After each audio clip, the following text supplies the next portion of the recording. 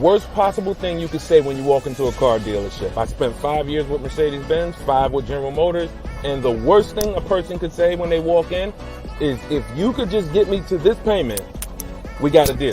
So your loan's probably still like 19, which means you got to pay to get out. You're upside down. It's called negative equity.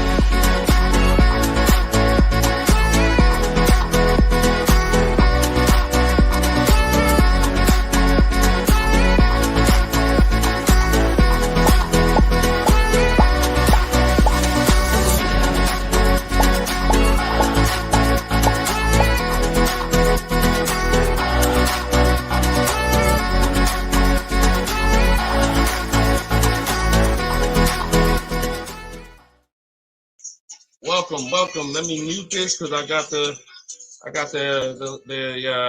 audio going on my phone. We're on Instagram Live. This is our May 7th, Tuesday, May 7th, Car Questions and Answers live stream. I am your host, Deshone the Auto Advisor. You may see these broadcasts throughout the week on TikTok, on YouTube, Instagram, and Facebook. But whenever you don't see the banner above me, that means you're watching one of our live shows, so you guys can start typing your questions. If you don't know me, my name is Deshone the Auto Advisor. Let's get the quick housekeeping out of the way before we start bringing in questions. I've been in the auto industry since 2006. I left in 2020 after the pandemic. Since then, we've been focused on car shopping education, teaching you how to get the low market prices on your leases, your new cars, and your used cars by bidding and looking at multiple offers, making dealers and banks bid for your business versus how you've traditionally shopped. So that is what we do. I'm also the author of the pretty much 5-star rated digital book. It's called Cars from Home, and we're currently rated 4.94, goodreads.com. Just want to get the housekeeping out the way for those of you who don't know me. For some of you who've been on the show before on the stream, welcome back. But for those of you who don't know me, this is my new digital book. It's called Cars from Home. You can get your copy for 75% off the normal price by going to my Instagram bio, the TikTok bio, or if you're on Facebook or Instagram, you can actually scan this QR code, Facebook or YouTube. You can scan the QR code, or you can go to Deshone'sBook.com. We have a link in the comments for you. Lastly, I am the host of the masterclass, Everything You're Doing Wrong, Buying, Selling, and Leasing Cars. Some of you have asked, I share a lot of people who are using these strategies throughout the broadcast. Some of them are people who have my book. Some of them are people who attended my free masterclass, and some of them are in my car shopping school, Maps Academy. So either way, you guys can get anything you need from me in the bios or in the comment section. So let's get started, Dolan. You can bring in the first question. This is May 7th. So if you're just getting on, we are live on all 4 platforms, May 7th, 12 p.m. Eastern time. And you can share this with your friends. Tyler from TikTok, how are you? How does gap insurance work on a lease? Great question. Gap insurance covers the amount that you owe if, God forbid, the vehicle is totaled or stolen and they don't find it. So let's just say the car is only worth $40,000, but the actual cash value if the vehicle gets totaled is, $35,000. So if the insurance company is only going to pay out $35,000, the gap insurance would kick in and cover the remaining gap. So now most leases include gap insurance, but you never want to assume that the lease includes gap insurance. Whenever you are getting your offers from dealers, when you're getting your offers, you always want to make sure that you ask for them to include gap insurance. But yeah, that's the way it works. You want to make sure 99% of leases have gap, but you don't want to make that assumption. Always ask when you're getting your quotes that the gap insurance be included. All right, great question. Go ahead, Dolan. Next one. All right, keep sending your questions, y'all. I see you on Instagram. Those of you who are on Instagram, you click that thing that looks like a paper plane, and you can actually see that you can easily invite a couple of your closest friends to the broadcast just so they know about this information when they need it. Because 1 in 5 people are shopping for a car at any given time. So 5 people in a group, 1 of them is going to be shopping for a car, and we want to make sure you guys have the knowledge you need. Go ahead, Dolan. Guys, make sure you are typing your questions all in one question. Try to get it all in one question. What's up, Instagram? This one says new car parts are hard to replace. The dealership wants old cars back. Anybody who's in the business of buying cars wants cars. So it's not just the dealerships, it's the online buyers, CarMax, Driveway, Carvana. They want cars. Local people who buy and sell cars, they want cars. Wholesalers who buy cars to sell to dealerships, they want cars. If you get what I'm saying, you understand why you need to be making people compete. See, we take one buyer. That's what you've been taught to do. You've been taught to take one buyer, one person who wants your business, and give them the opportunity to negotiate. What we teach is for you to actually go to multiple people who want that business and make them compete. And that's how we make sure we get below market prices, because we in order to get below market prices, you must see enough offers to know the market. I'm gonna say that again. In order to get below market prices, you have to know you've seen enough offers to where you know the market. Could y'all keep running up the likes on TikTok? Every time we say something that you like, if you could just tap the screen, it runs the likes up and it gets a lot of people's attention on TikTok. Let them know they need to be here. Okay, so that's what you want. Everyone wants cars back. So you want to make sure no matter where the market's going, electric cars, old cars, new cars, luxury cars, just make sure you are getting at least 5 to 6 offers every time you want to replace a car. We don't trade in cars because you are not going to get the money you could get trading cars. Now, I'm not talking to you about doing private sales either, where you list the car and then you go and you got to, have people come to your house in Facebook Marketplace. I'm talking about the people who pay cash money, inspect the car in an hour, hour and a half, and cut you a check. Those are the people we need to get 5 or 6 bids from, and that's what we teach. Those companies are very easy to find and very easy to work with. Okay, who's traded a car before? If you've ever traded a car before, type the letter T. All right, stay by your phone, y'all. This is live. This is May 7th. This is our 12 p.m. class, so stay by your phone. I want you to make sure we don't just talk here, we dialogue.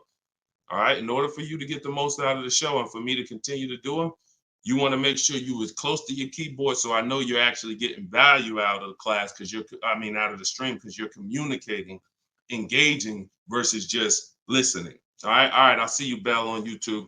Anybody who's traded a car before, type the letter T. If you've traded a car, this is important for you to know. It's almost impossible. I see you, Thomas, on Facebook. It's almost impossible, ML Headley, to get the most money for anything, not just a car, for any item on trade. So we don't trade. We don't trade. You're not going to get the most money, and you're not going to know that you got the best offer. You need to get 5 to 6 of these online offers, and that is how you replace your leases. And in the same way, look, you've left money on the table. Some of you know, I got to tell you the bad news first. Anybody who's traded a car since the internet and online car buyers have been invented, you've left money on the table. So I want you to stop. I'm suggesting you stop doing that right now if you really want to make $1,000, $2,000, $3,000 more every time you replace your cars. Okay? Go ahead, Dolan. Shoot the next one in. Jock from TikTok, how can I get rid of negative equity with a lease? First of all, let's talk about why do you have negative equity. This is improper deal structure. So if you went over your mileage, that means listen, you should not be taking a lease for 10,000 miles per year knowing you drive 15. Because frankly, to go from 10,000 a year to 15,000 a year is only about $40 for most cars. $40 more a month, and you get to go from 10,000 to 15,000 miles per year. So it's no excuse that, taking less miles than you need and then having to deal with mileage penalties that you shouldn't have had in the first place. So we see. So our solution for negative equity is to always in most cases to roll it into a lease, because the cause usually for negative equity is you buy your cars. Somebody told you don't lease, you listen to them, but you don't keep your cars long enough to outlive the depreciation. So you buy your cars and you replace them, usually by trade, in a short period of time, 2, 3, 4, 5 years, 6 years, and that's too short of a period of time to replace a car because of the depreciation. But with a lease, you should not have negative equity. Negative equity is something, you have a penalty because you don't owe. Negative equity means the object you owe a loan on is not worth that. So you owe 20,000, but the car is only worth 15,000. In your case, you have agreed to drive 30,000 miles over 3 years, but you're driving 40,000 miles. You drove 40. So you need to pay that penalty in order for you to go to the next car. Okay? It should have been in your lease to begin with because you pay less for it if it's in your lease. You pay probably 15 cents a mile, where on a penalty, you're going to pay 25 cents a mile in a lot of cases. So what you want to do is you want to consider this: staying in the car, waiting to the end of the lease, and if whatever your mileage penalty is, rolling it over to the next car. As far as work your deal out, this is what I would be doing. One, I would do an equity assessment. Before we even talk about this, you need to do an equity assessment. The equity assessment is step 2 in my process. The name of my book is Cars from Home, 7 Steps to Saving Time, Money, and Avoiding Dealerships. So it takes you all the way through the journey of getting your car from home while you are at home. So the second step, which is right after we decide whether we're buying or leasing, is we must do an equity assessment. Some of you, who has a car that they're going to be replacing to get a car? Type me. If you have a car, it could be a lease or it could be you own it, but you're going to be, next time you car shop, you're going to be replacing that car. Who's in that situation? Type me. Stay by your keyboards. Let's go. We're live. This is May 7th. Wake up, people. Wake up. School me. All right, me, I see you. All right. What's up? Y'all can we run the lights up on TikTok? Can we tap the screen? Can we tap the screen if y'all gonna spend time with us on TikTok? Tap the screen. All right. Okay. Let's go. Let's go. Come on, don't play TikTok. I'll close the broadcast. All right. Y'all not paying me nothing. Okay. So I'm asking you for a tap of the screen if you want to stay on with us. All right. We could definitely go TikTok. We could go Facebook, YouTube, Instagram if y'all acting funny today. We got no problem. All right. I appreciate it. I see y'all now. I see the lights running up. All right. So if you have a car you're going to be replacing, then everybody who just said me, then the first thing, once you decide whether you're buying or leasing, is you need to do an equity assessment. So you're going to call your bank. If you don't have a bank, the car's paid for, then you can skip this step, but you're going to call your bank. You're going to find out what your payoff is. Once you find out what your payoff is, you're going to now, if you have a lease, you're going to ask them, do you have a third-party restriction? Now, once you make a note of those things, that's 4 different paths. See, I just talked to 4 different people. It's very important that y'all understand that I don't teach one size fits all car buying advice. So you got to listen closely to see, oh, is he talking to me? Oh, that's what group I fall in. So I just said, some of you are going to replace a car. You have no money you owe on it. You don't need to call your bank. Everyone else, lease or purchase or finance, you need to call the bank, and then you're going to ask for your payoff. Once you have a lease, you're going to do this next step. So some of you who don't have a lease, you don't have to do this step. Then you're going to ask, do I have a third-party restriction? And you're going to make a note of that. And you're going to put yourself into one of those 4 categories. Okay, this is broken down. This is step 2 in my book. So once you get that information, you're going to go online to CarMax, Driveway, Carvana, Kelly's Blue Book, Instant Cash Offer. Please do not come talking about what Blue Book says. Algorithms in this market mean nothing. The only thing that matters is cash offers. So you're going to go to these people to get your cash offers: CarMax, Driveway, Carvana, Kelly's Blue Book, Instant Cash Offer, Car Guru, Sell My Car, and AutoNation, Sell My Car. That's 6 offers. And once you have those offers, you will know where your equity position is. You will know if you have equity in your vehicle. You will know if you have no equity in your vehicle. If you are leasing, then there is no such thing as negative equity. Because let's say your payoff is $20,000 and your highest offer is $18,000. You don't have negative equity, you don't owe that. That just means when you go to drop off your vehicle, you can't sell it and make money. That's what that means. Now, if you have a mileage penalty like this gentleman may have, that's different. But that's separate from the equity assessment process. You need to know, what is the asset that I'm driving? What is the asset, the car that I have in my possession, worth on the market? And what do I owe on it? And is there equity there?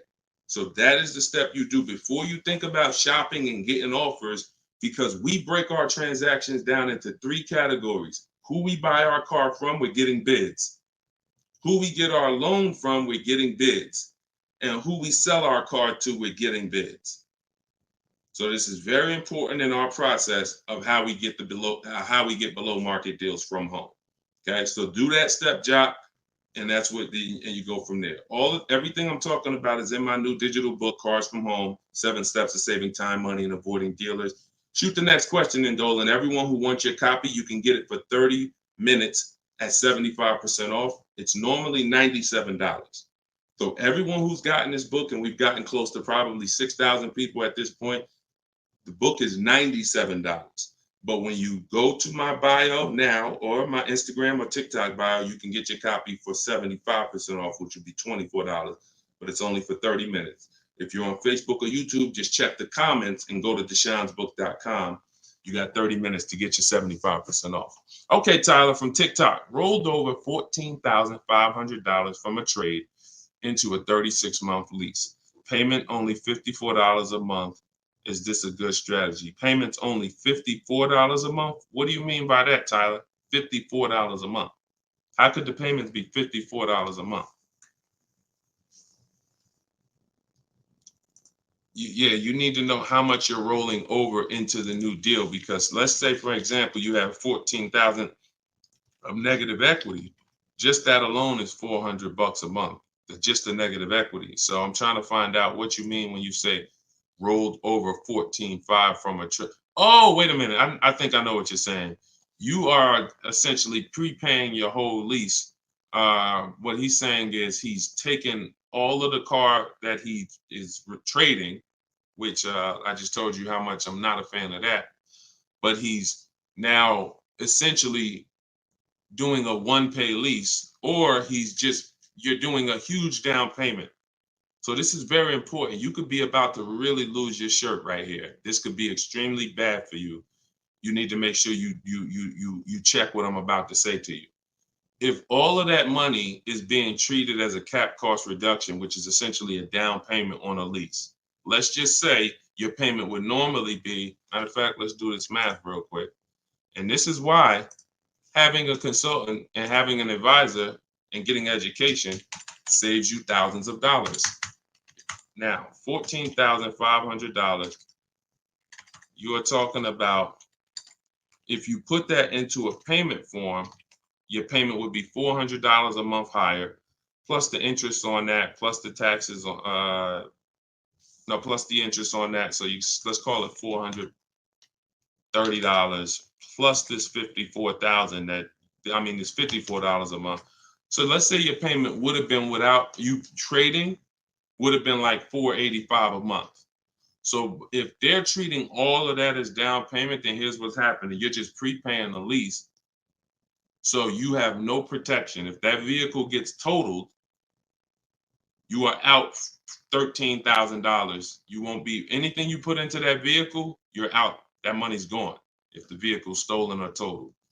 So what it makes more sense to do is to see if there's multiple security deposits that you could put. You need to get your offers, though, with no money out of pocket, because you can't look at one-pay leases and you can't look at multiple security deposits if you don't know what the original deal was without them.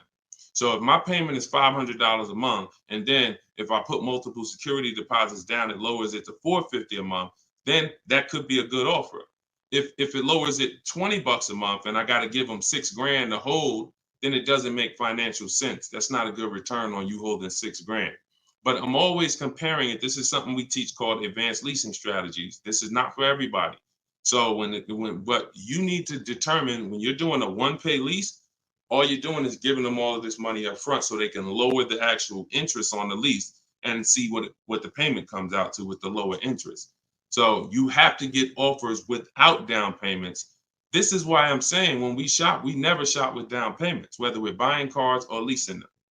We never shop with down payments because when you're putting all this money in, you can't assess the deal because you don't know how much of this being a low payment is because I put all this money down. You need to know you have a deal before you consider what monthly payments is going to be.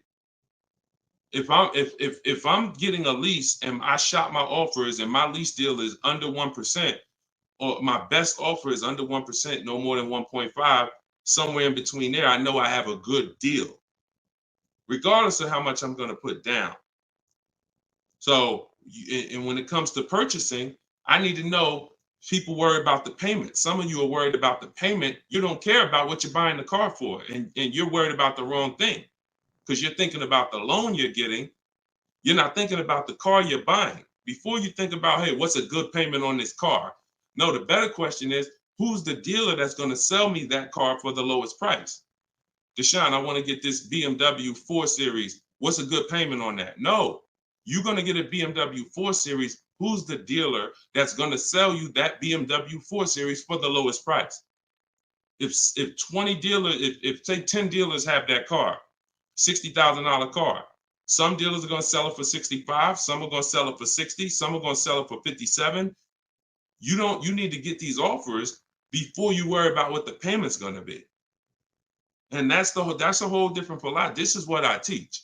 So I'm never going to be in the business of not teaching you to understand the numbers because we make it simple. Whether you're using my book, whether you're paying attention on these live streams, when you are shopping multiple offers, you eliminate this. You cannot be a payment shopper because you'll just be throwing money at deals and thinking you got a deal, but you didn't get a deal. You just threw so much money at it that it lowered your payment to something that you felt good about.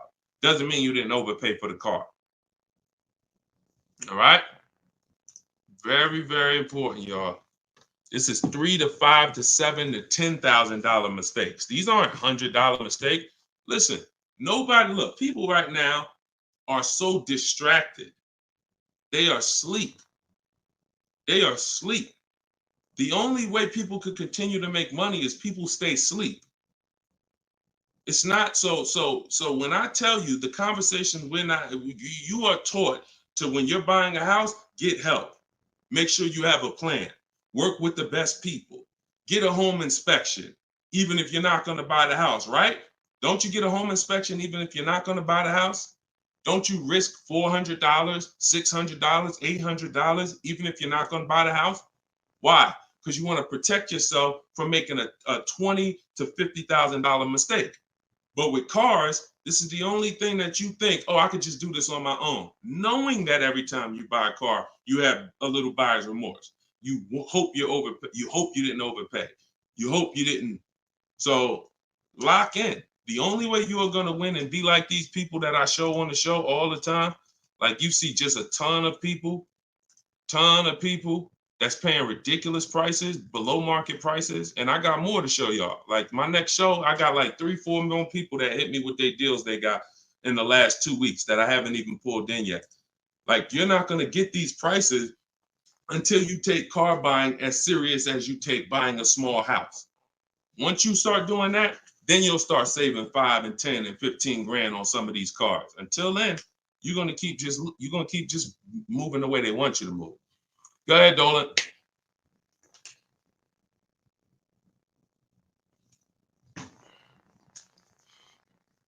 Is there any way to get out of a car with too much negative equity? No. Negative equity is what I call a bad credit for people with good credit. You could have an 800 score. If you have too much negative equity, you're not going anywhere. So the first thing to know is what's the cause. See, we could sit here and we can cure the problem, but until we know the cause, you're just going to go and you're going to repeat the problem. The cause is you're not leasing, but you're not keeping your cars 8 years. So what you're doing is you're losing on depreciation. Your car's value is going like this. You buy your cars, it goes down 15%, 20% the first year, 15%, 12%, 12% is losing thousands of dollars in value for the first 5 years. And then that's when you go to trade it, or that's when you go to replace it. So you don't keep the car long enough for it to start losing a little bit of value because somebody taught you could just switch cars anytime you want. Buy them and switch them, buy them and switch them.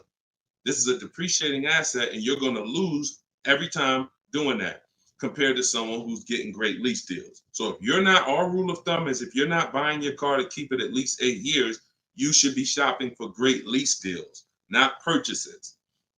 So you need to know the cause. Now, once a lot of you figure that out, that that's true, and you learn that all of this bad structure has cost you, you're going to lease. You're going to say, Deshone, I'm not keeping my car 8 years. I'm leasing my next car. If you don't have too much negative equity, then what you should be doing is trying to cover the difference. So you're going to do that equity assessment process that I laid out about 10, 15 minutes ago. You're going to do that equity assessment process. If you only have a $1,500 to $2,000, $3,000 difference between your best offer and your highest offer, I mean, let's say you owe 20 grand, but somebody's going to offer you 18, then I would pay off the difference all day long because I'm still winning with a bidding system on there. See, when you get bids, even when you have negative equity, that's still you're still getting the most money for the car you can get, which means your negative equity amount is going to be the lowest it can be. So you always want to explore if I could pay the difference between my highest online offer and my negative equity, that's the best. Because once you can't do that, now you eliminate the ability to be able to participate in a bid because you have to trade. This is the only time where we have to trade because you need somebody to finance that negative equity because you can't pay the difference. You don't have the cash to pay off the negative equity. See, if I know that I can cover my negative equity by selling the car to CarMax and I pay $2,000 and I'm out of it, that means now I can get bids for my replacement car, which is what we do. So I could get the lowest bid for the car I'm buying, the highest bid for the car I'm replacing, the lowest bid for my interest if I'm buying. Once I have to trade because I have too much negative equity, I can't do that. I can only get the bid for the car I'm buying, and then I have to ask that dealer to roll my negative equity into the car that I'm buying.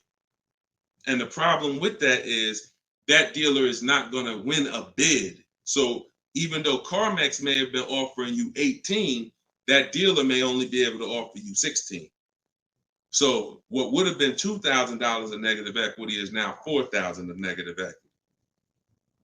That's why paying the difference is always best if you want to maximize the deal and get below market deals.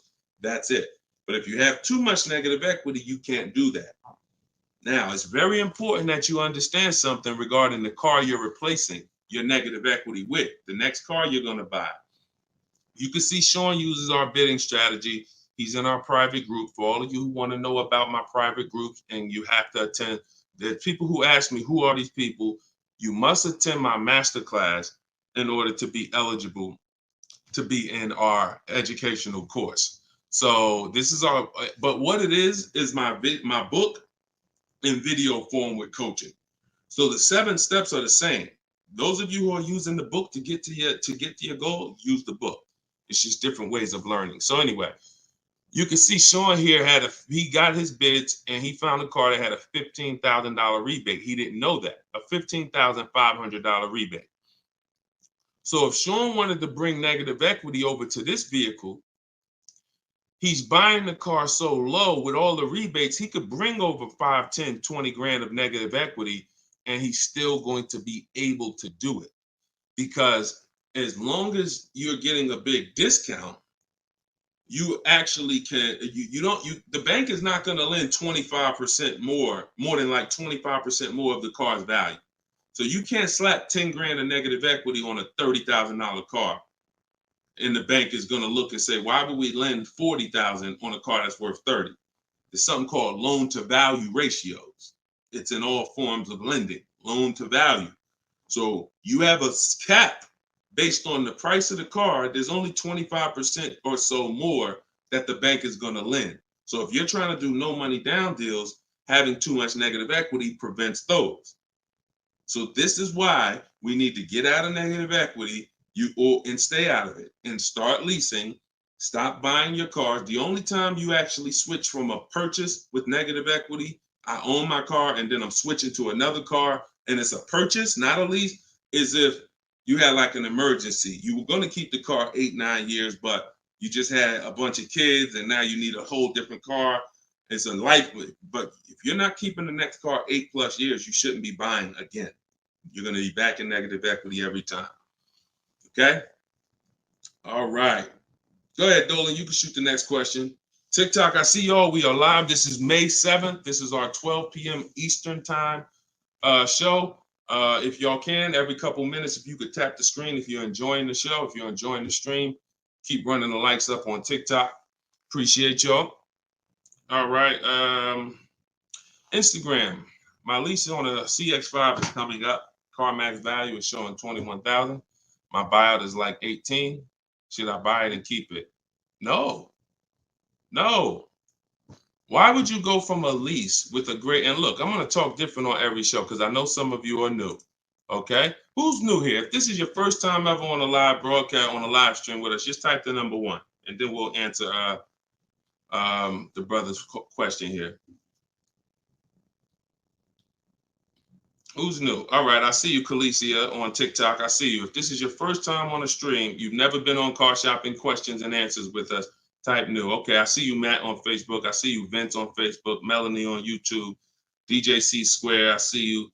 Okay, I see you, John, on YouTube. Okay. All right, TikTok quiet today, boy. I never saw TikTok this quiet. They ain't hitting no likes or nothing. That's all right. God bless them. God bless them. All right, so Instagram. Let's talk about this. Let's talk about this equity position you're in. Right now, you could sell that lease and make $4,000. Why would you want to go from a lease, which is a not keeping my car 8 years? I want full warranty. I want low payments. I want to drive a lot of car for a low amount of money. Now I can shop for this new deal, get a great deal on the CX5, just so you know, understand something. CX, look, let me show you something. This was Tiffany rode in, and Tiffany got a Mazda CX50 a couple weeks ago, not too long ago. Look at this. So let me show you just kind of what this could look like in a great world. So you understand, she got a 2024 Mazda CX90. She literally paid 44. The sticker price on it was 44,000. She used our system. She actually wrote. This is a testimonial about the book, so you can see at the top says, "I believe we got a great deal from what we learned from the rest of the book." So look at this. She got bids, $44,800 vehicle. She ended up getting a $6,530 discount. That was her best offer. And then, so her lease payment on this would be incredibly low if there's a good lease program. But you're not going to save this kind of money negotiating. You want to sit at home, get bids, contact at least. We don't make a decision until we get 5 to 7 offers. We will not make a decision on a car until we get 5 to 7 offers, because 80% of dealers are overpriced. So you say you can get you might be able to get a lease price on this car for, $400 a month, no money down, for, $450 a month. Something, it might be lower. I don't know what the below market deal on your replacement Mazda is going to be. And then you could actually put that 21.4 in your pocket. So you could say, hey, the difference. So you would sell the car to CarMax for, and you would make $3,400. Just so you know, my mother sold her Mazda 2 years ago when the prices were real high, and she made $10,200. So why would I go from being able to do a deal like that, getting a new car, low payment, no money out of my pocket, put $3,400 from my old lease into my bank account? Why would I want to go from doing that to buying a used car, which is buying a 3-year-old Mazda, which is what you're suggesting when you say, should I buy it and keep it? What about that deal makes it better? If you figure this, Your buyout's 18. What's the payment on $18,000 plus taxes? 20 grand, 21 grand. What's the payment? 400 a month for 5 years. So why would I go and buy a 3-year-old used Mazda for 400 a month when I could go and I could lease a brand new Mazda for 400 a month and then turn around and again, if you're not buying this car to keep another 8 years, it makes no sense to buy a used car right now. It makes zero financial sense. Not only that, you're gonna spend the same amount of money over the years that you could have drove brand new leases for. There's no benefit. There's no benefit. This is what it is. We've seen this thousands of times over the years, hundreds at least. You know, I know it's happening thousands of times. People are buying their leases every day. They're not realizing they're just buying a used car. That's all you're doing. So I go from leasing to buying a used car, which means something in me has to change. Those of you who are buying used cars, you should be buying them to keep 8, 9, 10, 12 years.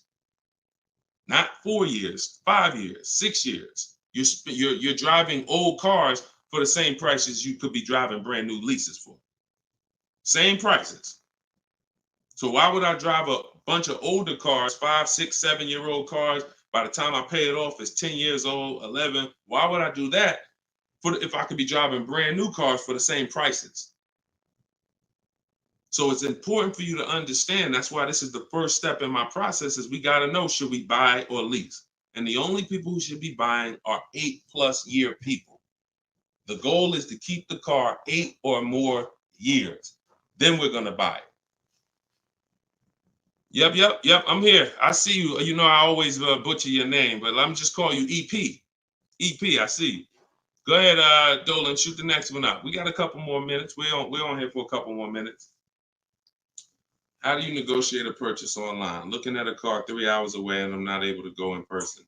So what I would do if you've done all the research to make sure that car is a great below market price, if that's a below market price, then what I would do is I would call and verify that there's no fake fees that are not online. So when you see a car that has a $28,000 price, we're going to call and make sure that what the fees are should only be tax, title, documentation fee. Tax, motor vehicle fees, and documentation fee should be the only prices, only fees.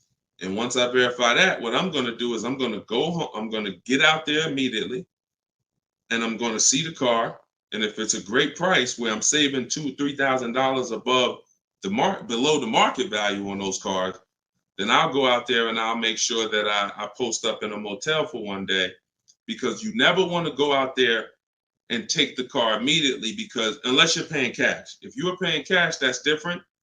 But if you're getting a loan, we need at least one day to do our bank bidding process.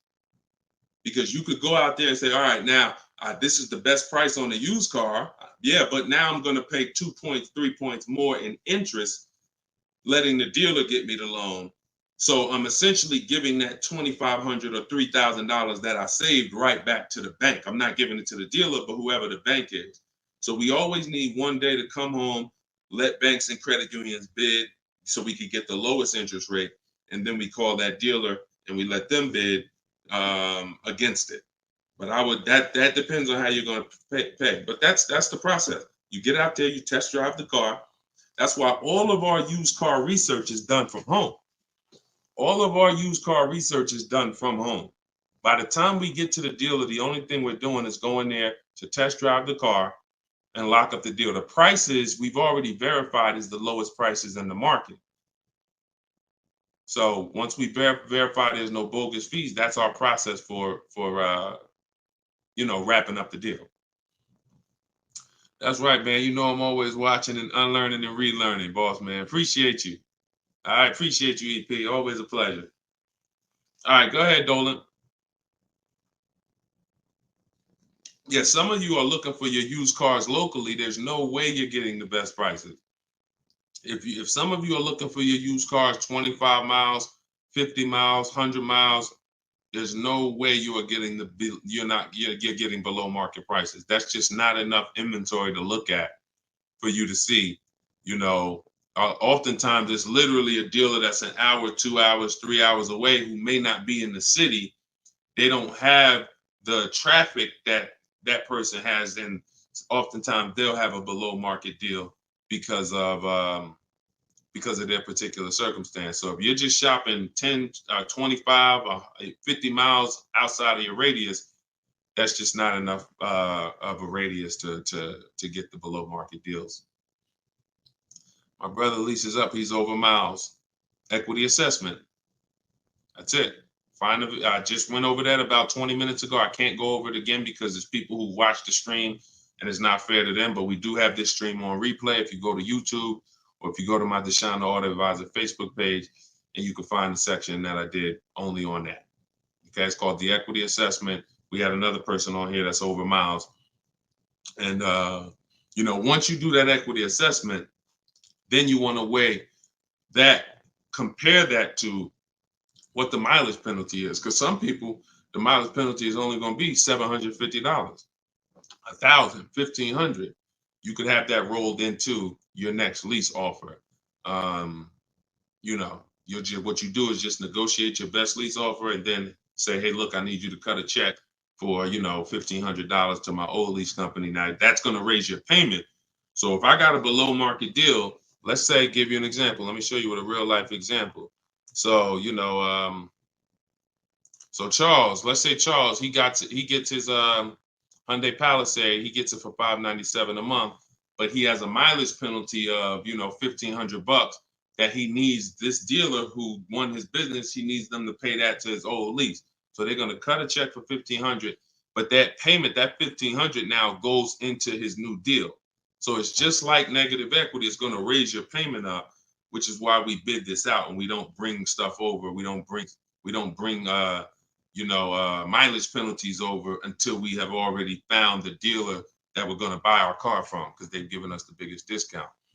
But yeah, that's what you would do. And whatever the mileage penalty is, you're adding it to your next lease. So you're paying it either way is the point. You're not getting out of a mileage penalty. It's just all about and the only way you can get out of it is if you sell the car. So that is how you get out of it. Because when I sold my Jeep Grand Cherokee lease, I was over miles by probably, I think I had 42,000 miles on it, and I contracted for like 39.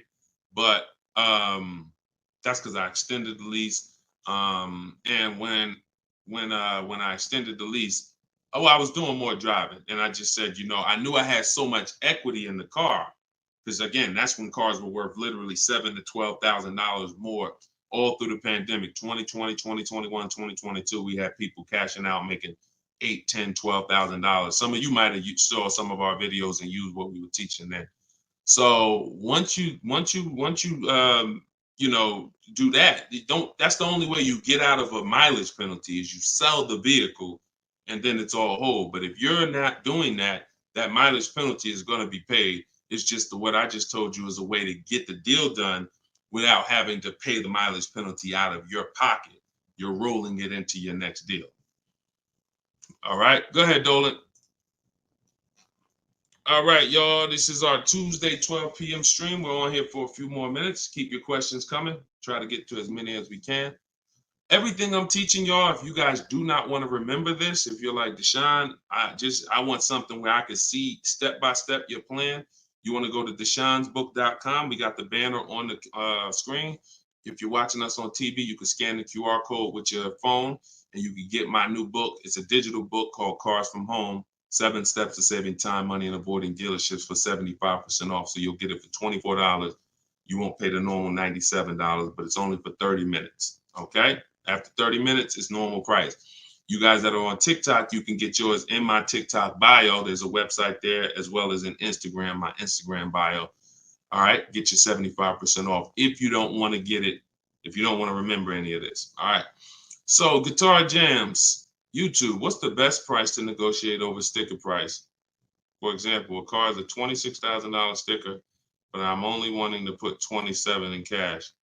Is $1,000 difference enough to avoid all BS fees? See, that's a problem. See, let me show you how you're actually hurting yourself by doing this. You're not getting bids. You're not getting multiple offers. If you're looking at a new car like this, a $44,000 car, You go in and you assume what a good deal is going to be. We never assume what a good deal is going to be. We have to reveal what a good deal is by getting multiple offers from home. So we sit at home. In my way, we use the computer and we're going online and we're going to dealers' websites. I have scripts in my book. So all you're doing is copying, pasting my scripts to use this. Now, if you're doing it your way, you just want to make sure your goal, you could do it by phone. I don't care how you do it, but your goal is to get 5 offers, because until you get 5 offers on these new cars and on these leases, you're not going to ever know what the best deal really is, because 80% of dealers are overpriced. So when you look at something like this, if you said, okay, $44,820 car, like the one I got on the screen, if you went in there saying, well, I only want to pay $46,000 all in, look at what she paid. She paid net $40,300. Look, this was her base price. She got $38,289. Her net price was $40,300. So if you would have went in here on this car saying, well, it's 44, look, I'll give you 46,000 all in, you would literally have overpaid more than Tiffany by $6,000. Let that sink in. You can't go in feeling for the bottom, brother. You will certainly get somebody will take a vacation on you. Their commission they're gonna make, well, that's probably an $8,000 profit deal to the dealer, $6,000 profit to $8,000 profit, and somebody's getting a $1,500 commission on you because you just went in. Oh, let me guess what I think a good price is going to be. Not knowing if there's any rebates on the car, not knowing anything about it. I'm just going to guess. Look, what if Sean would have went in? Look, what if Sean would have went in talking about, this truck is 73,000. I'm gonna offer them 73,000, but they gotta include all the tax, all the fees. I'll give you the asking price, but you gotta include all the tax and fees in. Look, he ended up getting with bids 57,000. He would have overpaid by $20,000, $15,000. And I'm sorry to tell you that some of you are doing it every day. You've done it on all your cars. You've overpaid, not using these strategies. And I want you to stop. You're free to do what you want to do. You want to stay in the old way. But the people that you see that are getting these deals, these people that are posting, listen, when you get a great deal, you post the deal. See, when you get a car, pay attention, yo. Pay attention to what I'm about to say. It's very important. When you actually have strategy to get great deals, you actually post the deal. This is our private group where we post our deals. Look, people are not just happy about the car. Look, Eddie, I ended up getting multiple offers, got a Toyota Camry hybrid. This was last year when these cars were literally on fire. Look, quote, getting quotes as high as 10 grand over sticker. Look, I got $2,086 under sticker. $10,000 over sticker was his highest quote for this Toyota Camry hybrid. There are people who paid that. There are people that paid 5 grand over sticker for the same car Eddie got. There are people who paid sticker. Thought they were getting the best deal. Man, I got mine for sticker. He got his $2,086. Some of you who might see this broadcast, you might have the same car. Deshone, wow, man, I got that same car. I paid 4 grand over sticker to get mine. Yeah, Eddie at the same time, same year, paid $2,086. Sorry to tell you, but you overpaid by 4 or 5 grand. This is real. We're not sitting up here doing this talking about hundreds. There's nothing y'all hear me talk about in these streams that had hundreds of dollars. And frankly, unless you are rich, you can't afford to lose $2,000, $3,000, $4,000 every time you buy a car. You can't afford it. This is where you're losing. So what I would tell you, Guitar Jams, is do what I just said over the last 10 minutes. Get bids. If you want the system for doing it, that's in my book. If you want to do it your way, I don't care how you do it. Just get at least 5 to 7 offers so that you can see where the best offer truly is. 8 out of 10 dealers are overpriced, and you don't know how bad they're overpriced until you get all your offers. 10 grand overpriced, 5 grand overpriced. All right. Go ahead, Dolan. Shoot the next one in. Great question, though. Can you get a deal when you build your own car? Absolutely, Sherry, but you want to get those offers before you agree to buy something from anybody. So if I'm ordering a car, I'm getting 5 offers, 10 offers. I'm getting 5 to 7 offers, not 10 offers. See, in my book, I have a process called the 25 to 5, where we connect with 25 dealers online in 20 minutes. And our goal is to get 5 to 7 offers in 48 hours. So once that happens, we don't order a car until we verify the car doesn't exist in the market. See, because when you walk into a dealership or call 2 dealerships and they say, oh, we don't have that car, but we could order it for you. Now, what are you doing? You only talk to 2 dealers. What about in the 25 dealers that we talk to? What if 7 of them or 10 of them have that car? So you just talked to 2. Now they got you ordering a car. We don't order until we talk to these 25 dealers online and they tell us, hey, nobody has it, or it's only 2 out there, then we might order. But that car could be sitting right around the corner from you, or 30 minutes away from you. People could have 5 of them. An hour away from you, people got 3 more of them. But because you're just local, you think, oh, I need to order this. We don't order until all of those dealers tell us we don't have that car. And then when we send out our order request, we're getting quotes from all those dealers. So we're getting probably at least 10 offers. When we go to order, we're probably getting 10 offers because all of those dealers we've already been talking to. And any of them could order us a car. I had a young lady 2 years ago, no, last year, the new BMW came out, the new BMW X4M, and she got quotes. And to order, nobody wanted to give her below sticker price. Some were higher than sticker. The person who won the bid was giving her $3,000 below sticker. But the car had a bad lease program though, so she ended up not getting it. But $3,000 below sticker. If she was purchasing that car, that would have been a ridiculous deal. Brand new BMW, new body style, $3,000 below sticker. But that's bids. And we do that in 45, 60 minutes. Before you even get home from the grocery store, we already got the bids, and we're not putting in 60 to 90 minutes to get this done. So my process is not just money, it's time. I don't want to spend more than 60 minutes to get a car. And I could get any car, any price. All of these people that you're seeing, Danielle, Kimberly, Bonita, all these people right here, Charles, they could get that Zafrina, they could get these cars, they could get these same deals that y'all seeing, and they're probably 90 minutes. Some of them might be 60 minutes because it was their first time, second time, some of them. Second time you get it, you're probably 60 minutes because it's a repetitive process. Getting a car, getting these bids is so repetitive, you'll see. This is what I should have been doing years ago. I don't know why. So easy. All right, go ahead, Dola. Shoot the next one in. What's up, Sus? Ralph Morales. K. Michelle, I see you. That's not the K. Michelle, I know. What's up, John? I see you. Steps if the lease has a third-party restriction. So if the lease has a third-party restriction, we're going to get bids from whatever dealerships make the car. So if there's a Nissan and I have equity, if I have $2,000 or $3,000 or $4,000 in equity, then what I'm going to do is I'm going to call and I'm going to get bids from the local dealers, because a third-party restriction means that it doesn't mean you can't sell the car. It means you could only sell to a local dealer who makes the car. So we still get bids. We get 3 to 5 offers from used car managers. And whoever makes us the best offer gets the car. And then they'll cut us the check for any equity that's in the car. But we always need to get the offers online, because that's going to tell us if we should even be pursuing. If we don't have any equity, or it's at a break even online, there's no reason for us we don't have any equity in the car. We're just going to return the lease. But the process of doing this is to prevent what a lot of people have done. You dropped off your car 2020, 2021, 2022 at a dealership.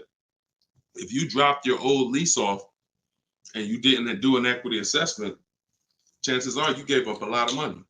And some of you are like, well, Deshone, I did that. I gave them back my old car, but then they gave me a great deal on a new one. You have no idea how much equity they used out of that car or how much they kept. It was, like I said, my mother had $10,200 in equity. She could have literally, they could have gave her, if we would have went into a dealer, they might have gave her 4,000 of the equity and kept 4,000 if we were lucky. So, doing an equity assessment before the lease in process is to prevent giving away any equity when we drop off our lease. All right, go ahead, Dolan.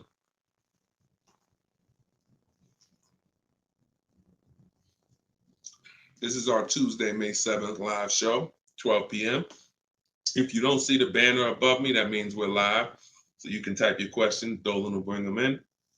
We got another couple minutes. Hey, Deshone, currently in talks with dealers for a good offer. Thanks for all your help. Great. I feel empowered and confident I'll get the best price. Get the book, everybody. Stop leaving money on the table. Thank you, Nico Smooth. See, it's empowerment. It's the only way to feel empowered. You are not going to feel empowered going and negotiating with a car salesman. Anytime you're working with us, it's already set up for you to leave not able to guarantee you got the best deal. Nico Smooth, he's going to guarantee it. I don't know if that's a woman or man, but they're going to guarantee it because they're getting offers. They're getting offers. If you went in, if you had to buy a 100-inch TV and you just went out right now in the first store you found that had one, you just paid it. Or you looked and said, man, I think that's a good price. 100-inch, man, that's only, $900. I feel like that's a great price. Meanwhile, you didn't look on Amazon.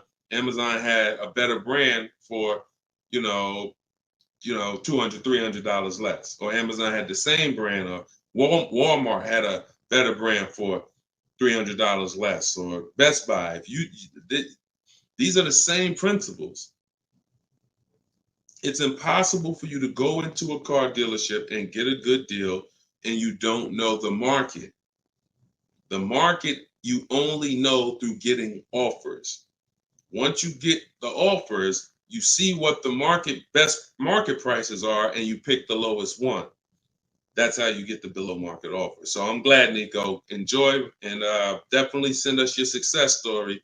Just like Tiffany did, email me your success story when you get that offer and you close that deal out. Way to go. Go ahead, Dolan. What's up, Todd Billions? Do you need to check dealers in other states? I live in Florida. Depends. We will go with, all right, so some people will do my strategy is called the 25 to 5. We're connecting with 25 dealers online.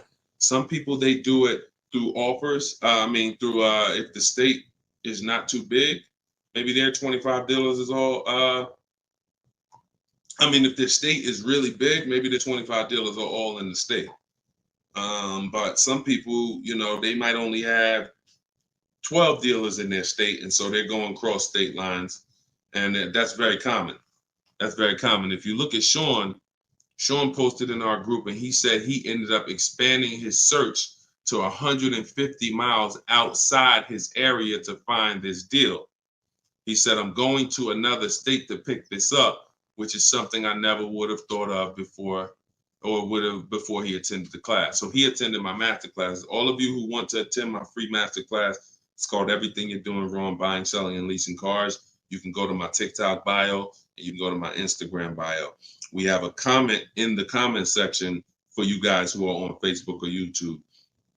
But this is, the local business is going to die. When you see and you shop online the first time properly, you're going to find out that the local business is going to be dead to you unless they win the bid. And you're not going to be committed to local anymore because, look, Sean is driving to another state because his best offer, it saves him $4,000. So no other dealer near him made him the other offer. This dealer that's in another state made him, and it's $4,000 better. So literally, if he has to drive 4 hours, 2 hours there, 2 hours back, he's literally making $1,000 an hour. This is the money we talk, big money talk. So yeah, go as far as you need to get 5 to 7 offers and get the below market deals tied. Go ahead, Dolan, shoot the next one up, brother. Great question.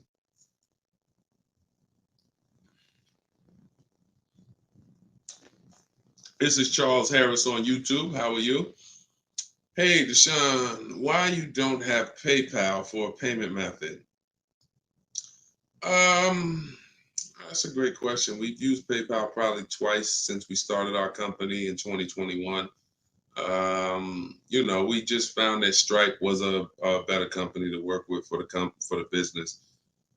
We do have, I believe we have Klarna. So for those of you who are familiar with Klarna, they'll let you break up the payments interest free. For the book or any product we sell, we make Klarna available for the last year. But PayPal is just a little different to work with. We've enjoyed working with Stripe. So hope that helps. Go ahead, Dolan. Right, we just hit the hour mark. Got a couple more. Try to take a couple more before we wrap. Lenice from Instagram. By the way, everybody, if you just jumped on, this is our Tuesday, May 7th, rather, 12 p.m. live. So we are live. So feel free to ask your questions. If you don't see the banner above me, then that means we're live and you can type your questions. Is purchasing a car from Enterprise Car Sales a good idea? If in order for me, when we're shopping for used cars, like I have this used Infinity truck. We got it a year ago. It was 2020, so it was 3 years old. When we found that car, when I narrow it down to my top 3 to 5 used car options, they have the best title histories, the best service records, the best accident records. They're the best price in the market. They're below market. And then I verify what the brand new price was, because you can't know a car is great until you know the new car price. Because if a car was 50,000 and they're asking 30, that's different than a car that was 55,000 and they're asking 30. The $55,000 one has more value, has more equipment, more options, so it's a better value. So it's impossible to get a great deal on a used car without knowing what the original price was. So you might have picked a car that's, this one is 30,000, but again, the original price was 50. Meaning, while another one might be 31,000, it's $1,000 more, but the original price was 55 or 57. So you got to know what was in the new car price to be able to compare when we're getting. So if I narrowed it down and that Enterprise car was in that bunch, I'm not opposed to it as long as it has great service records, great accident history, great title records. But the title is going to show as a rental. So when I say great title history, you got frame damage, you got salvage titles, you got rebuilt titles, cars that have been totaled, rebuilt. You have different forms of title: personal lease, personal vehicle, corporate lease. These are all different categories of title. So if you get one that has a rental, then that price needs to be considerably less than the other cars on my list. That's the only way I would look at it. Great service records, great accident records, and then compared to the other cars in my bunch, it's got to be $2,000 less than them. 1,500, 2,000 less. So that's the only time I consider it. Go ahead, Dolan. Now, the way we shop for new cars and leases in my book, and the way I teach, is the 25 to 5 strategy. That's when we're connecting with 25 dealers online to get 5 offers, 5 to 7 offers, 25 to 5. When we shop for used cars, we're using my multiple marketplace strategy. So we're going on every marketplace that has used cars, 8 of them: CarMax, Carvana, Driveway, eBay Motors, Car Gurus, Cars.com, Carfax.com, Autotrader.com. We're going on all 8 marketplaces because these marketplaces have different prices, different inventory, and that's how we shop it, and we narrow it down from there. All right, Fo from TikTok. Best way to trade a vehicle and not be upside down.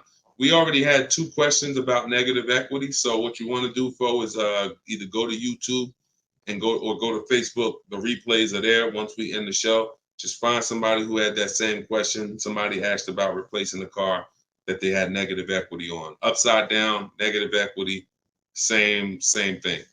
Just 2 different terms. Go ahead, Dolan. Everybody getting value out of the show. If you're getting value out of the stream, type $signs, type a $sign. If you're getting value out of the stream, type a $sign. All right, everybody getting value? All right, I see you. Perfect. Good. Good. I see you, John. I see you, Tracy. All right, I see you, Sterling. Yep. I see you, Charlene. I see you, EP. Perfect. Glad everybody's getting value. Charlene said, thanks for the education. I just finished the first read of your book. Now I will start the process to buy a new car following the 7 steps. Congratulations, Charlene. Way to go. Now, some people choose to go the book step by step. So the last step that Charlene just said, step 7 is delivery. So you're not really getting, some people do this. And I can't, it depends on how you learn.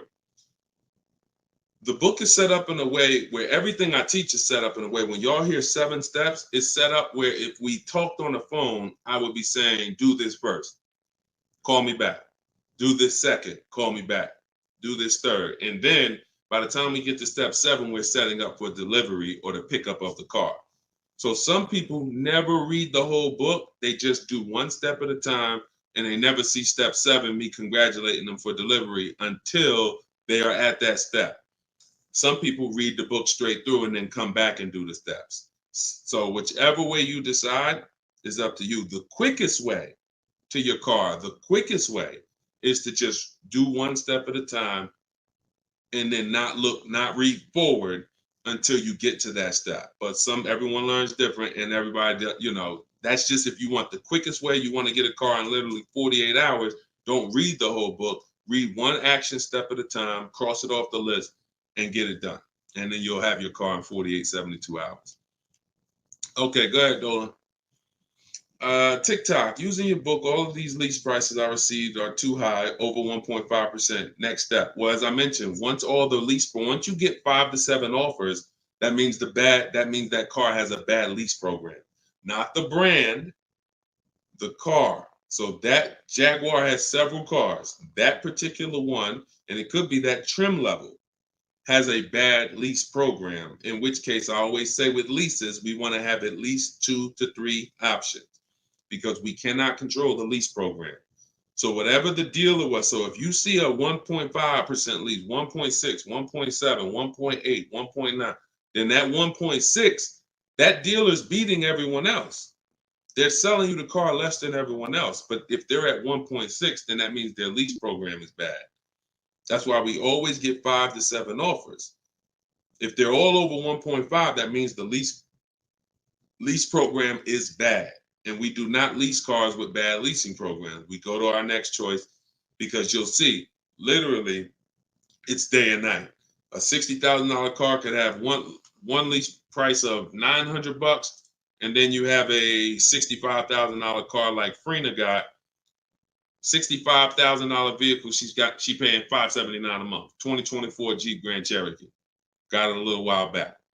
So this is, lease programs make the difference. What we do is use bids to get the lowest price on the cars. We're gonna always get that. But once we can't control the lease program. So we always have 3 options. With purchasing, we don't need 3 options, because once we get our bids, we're gonna just find a dealer that's gonna be the lowest. Nothing else matters. We don't need to worry about a lease program. Go ahead, Dolan. German Tink from TikTok, I see you. If our credit is not good, I feel like we don't have room to negotiate. True? No, your credit, you do. You see, again, we're mixing the loan with the price of the car we're buying. That's where you're going to overpay. Because if you have a loan, you have bad credit, the only thing that should be affected is the interest you pay on the loan. That should be between you and the bank, the lender, not between you and the dealer.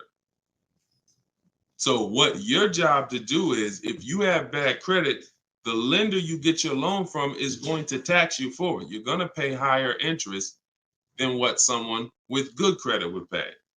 But what you should not be doing is overpaying for the car because you didn't get bids. So you can get bids for your car, and then you can use a company that gets deals done, that gets people loans, even with bad credit. And you know, I use Limbuzz. I recommend Limbuzz. I don't use them. I recommend them. So you could either, you could either pay a high interest rate and get a great price on the car, or you could do what most people do: get a bad price on the car and pay a high interest rate because they're going and they're shopping desperately. So in my process, we would get with Limbuzz, get our pre-approval with Limbuzz, and then we would go and we would shop and get bids to make sure we're finding the lowest price on the car. See, once you learn what we're doing and you start doing what I'm telling you, using what we're talking about here, you're going to see the car price is independent from the loan. You've been taught to focus on the loan, which is how much my monthly payment is going to be. Oh, am I going to not be able to negotiate? The car's price we're negotiating has nothing to do with the loan we're going to use to buy it. Okay? So everything that I taught from today, guys, is in my book. It's my new digital book. It's called Cars from Home. You saw it if you were here earlier. We're rated 4.94 on Goodreads.com. Thank you to everyone who's reviewed the book and gave us 5-star reviews. You can get your copy in my TikTok bio for 75% off. That's $24. It'll be in your email in 2-3 minutes, in my Instagram bio. But don't let that timer run out, because then the price does go back up to $97. You can get yours for 30 minutes. And the same thing online here on YouTube, Facebook. We have the banner here. You can scan this QR code with your phone if you're watching us on TV. And this is what we do, y'all. We do these shows throughout the day. You can see on what time we'll be live. So we'll be back for the next one shortly. And make sure when you see us, you hop on and ask your questions, all right? But let's go get these deals. Shout out to everybody who's committed to unlearning and relearning. In order for you to win with what we just talked about, you have to unlearn the way you were taught to car shop. You have to unlearn that and relearn the new way. All right? God bless y'all. Enjoy the rest of your day. See you soon.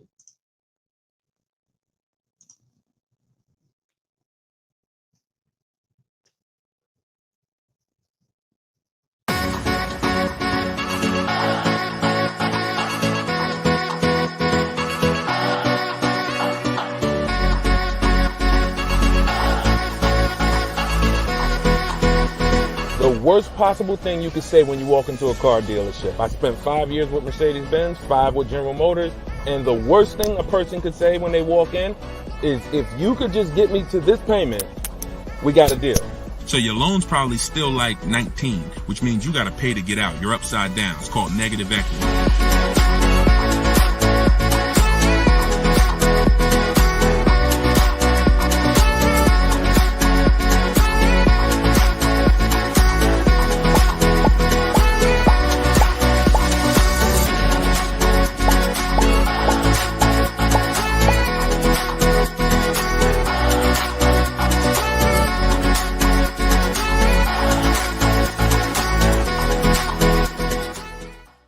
In the next 12 months, if you are car shopping now, or in the next 12 months, I want you to type a 1 in the chat as you come in. My name is Deshone the Auto Advisor.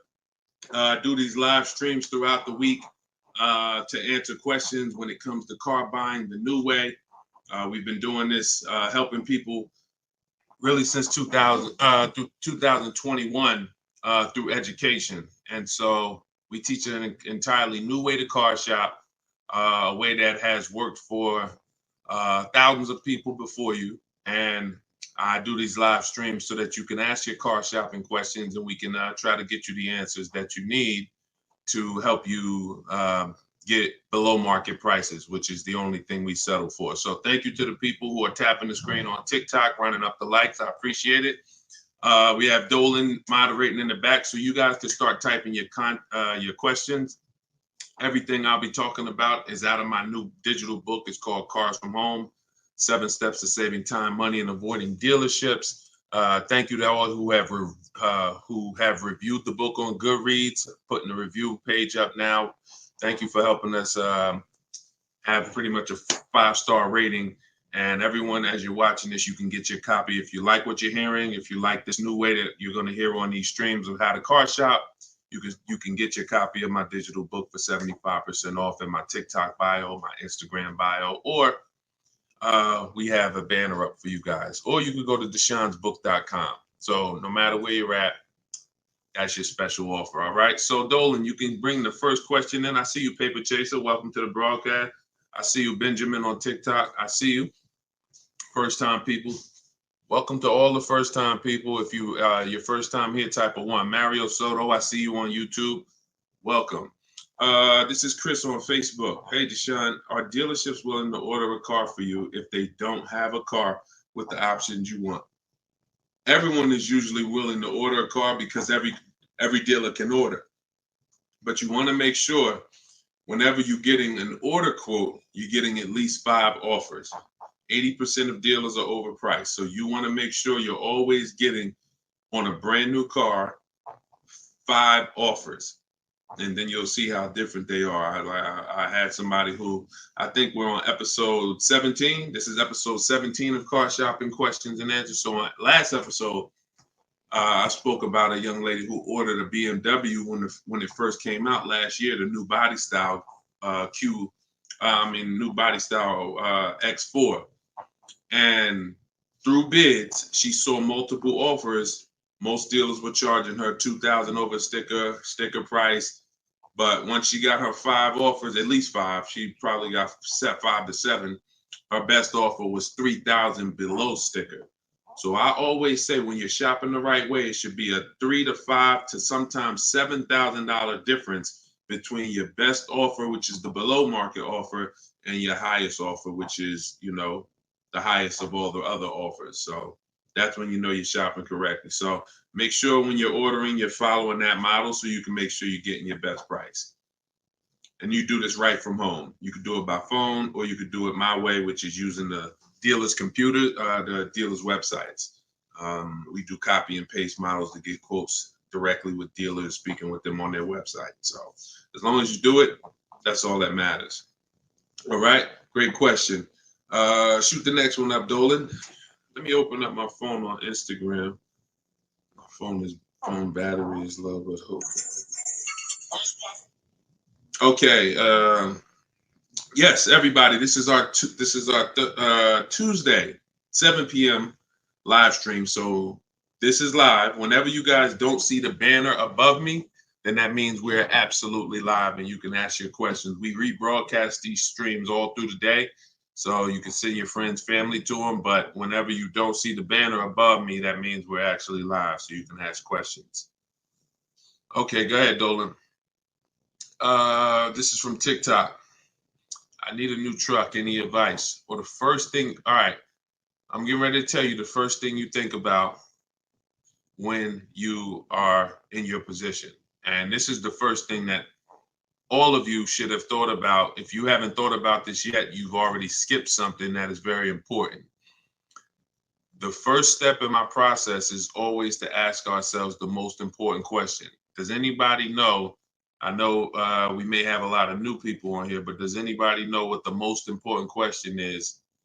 It's probably going to take you too long to type it. So I just want to see if anybody knows what the most important question is. I'll give you guys maybe 5 to 8 seconds to chime in some answers. Can I afford it? That's a good one, but no, that's not the most important question.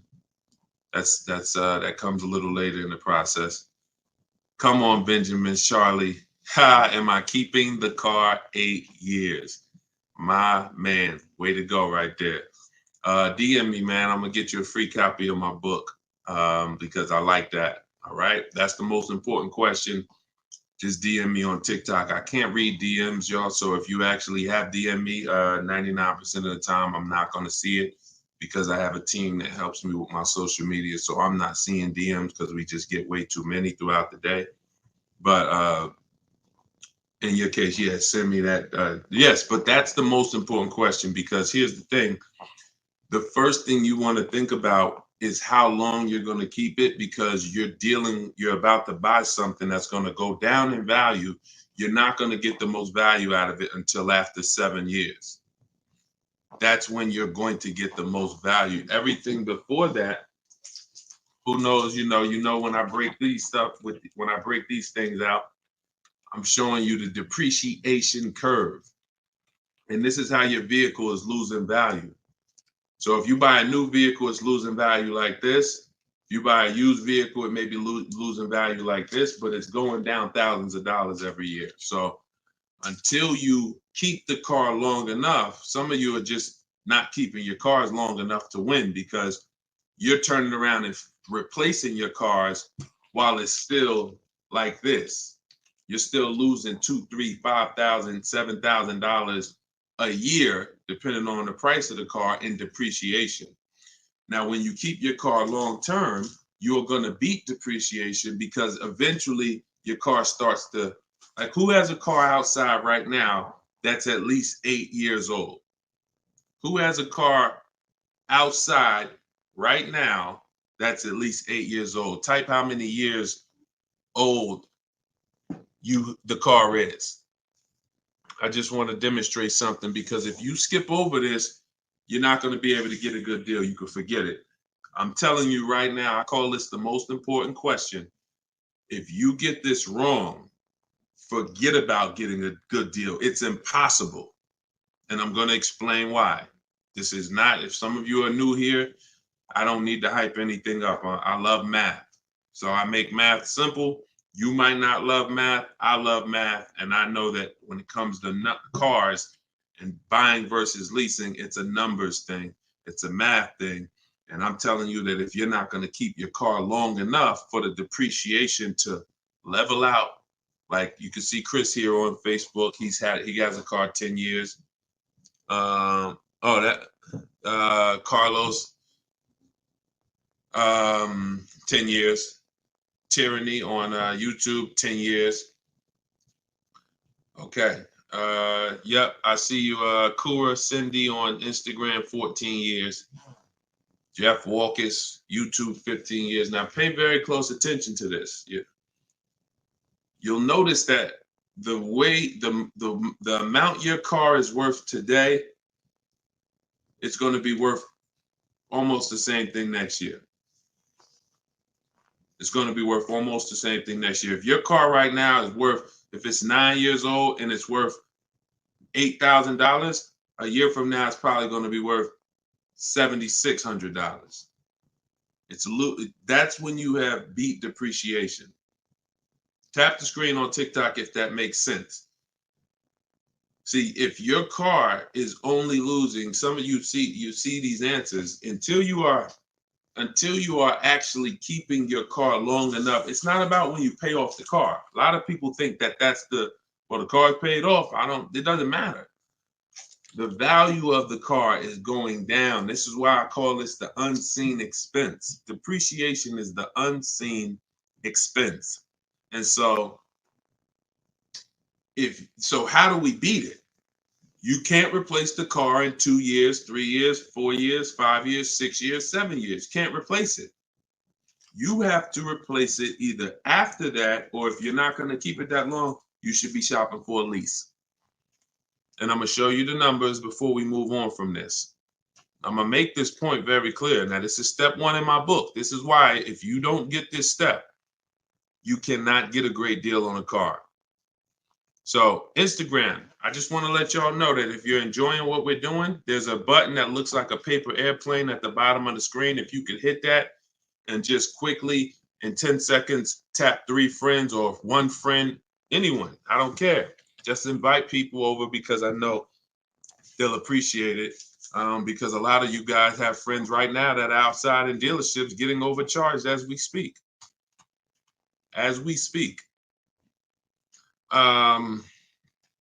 So when you look at long term, here's what you need to see. Look at this. And I'm going to show you to end this question from TikTok, and why this is what I call the most important question. It's the first question: how many years am I keeping the car? Because look at this. I'm going to use an example of this lease deal that Zafrina just got.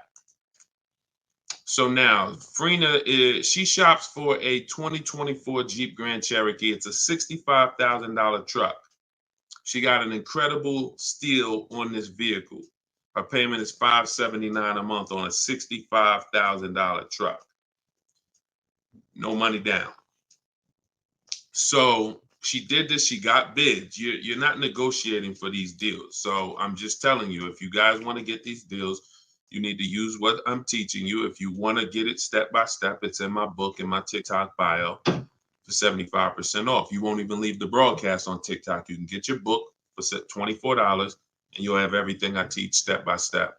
And same thing on Instagram, in my Instagram bio. You can get it for 75% off for 30 minutes. So I want to show you guys this. And you know what? That lease deal is too great. I don't even want to use that. Let me use something that our average people are getting no problem. Because Zafrina's lease deal was just ridiculous. $579, $65,000 Jeep Grand Cherokee. From home, by the way. 60 minutes. Maybe she put in 90 minutes. It was her first time using this stuff. 90 minutes. So Danielle got $550 a month. First payment was all she gave them, so there was no money down. She got an Audi A3, $44,000 new vehicle. She's paying $550 a month. Now, I'm gonna ask you guys a question. Danielle gets this sitting at home. And look, she said, due to circumstances, because some people like Deshone, she might have had time, a lot of time to do this. You know, I need a car in like 30 days. But she said, due to circumstances out of my control, she posted this in our Facebook group. I had to lease something quickly. Yep. I took the course last week. And now, by the way, my book is my course. So don't think you have to get my Maps Academy to get this. My course is 7 steps in video form with coaching from me.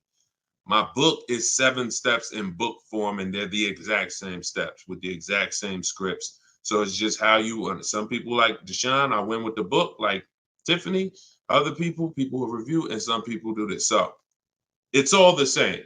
It's just different learning. So the point is, I want to show y'all something. We're making a point here.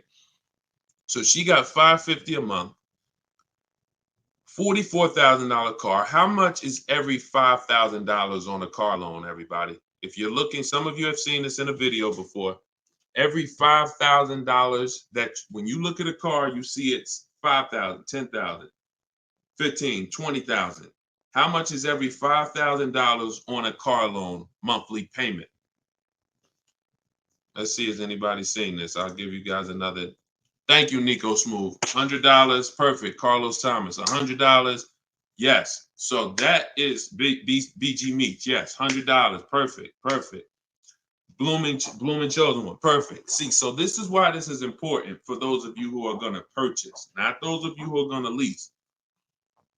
You need to know when you look at a car, if you see it and it says $20,000, you need to know that that is about $400 a month.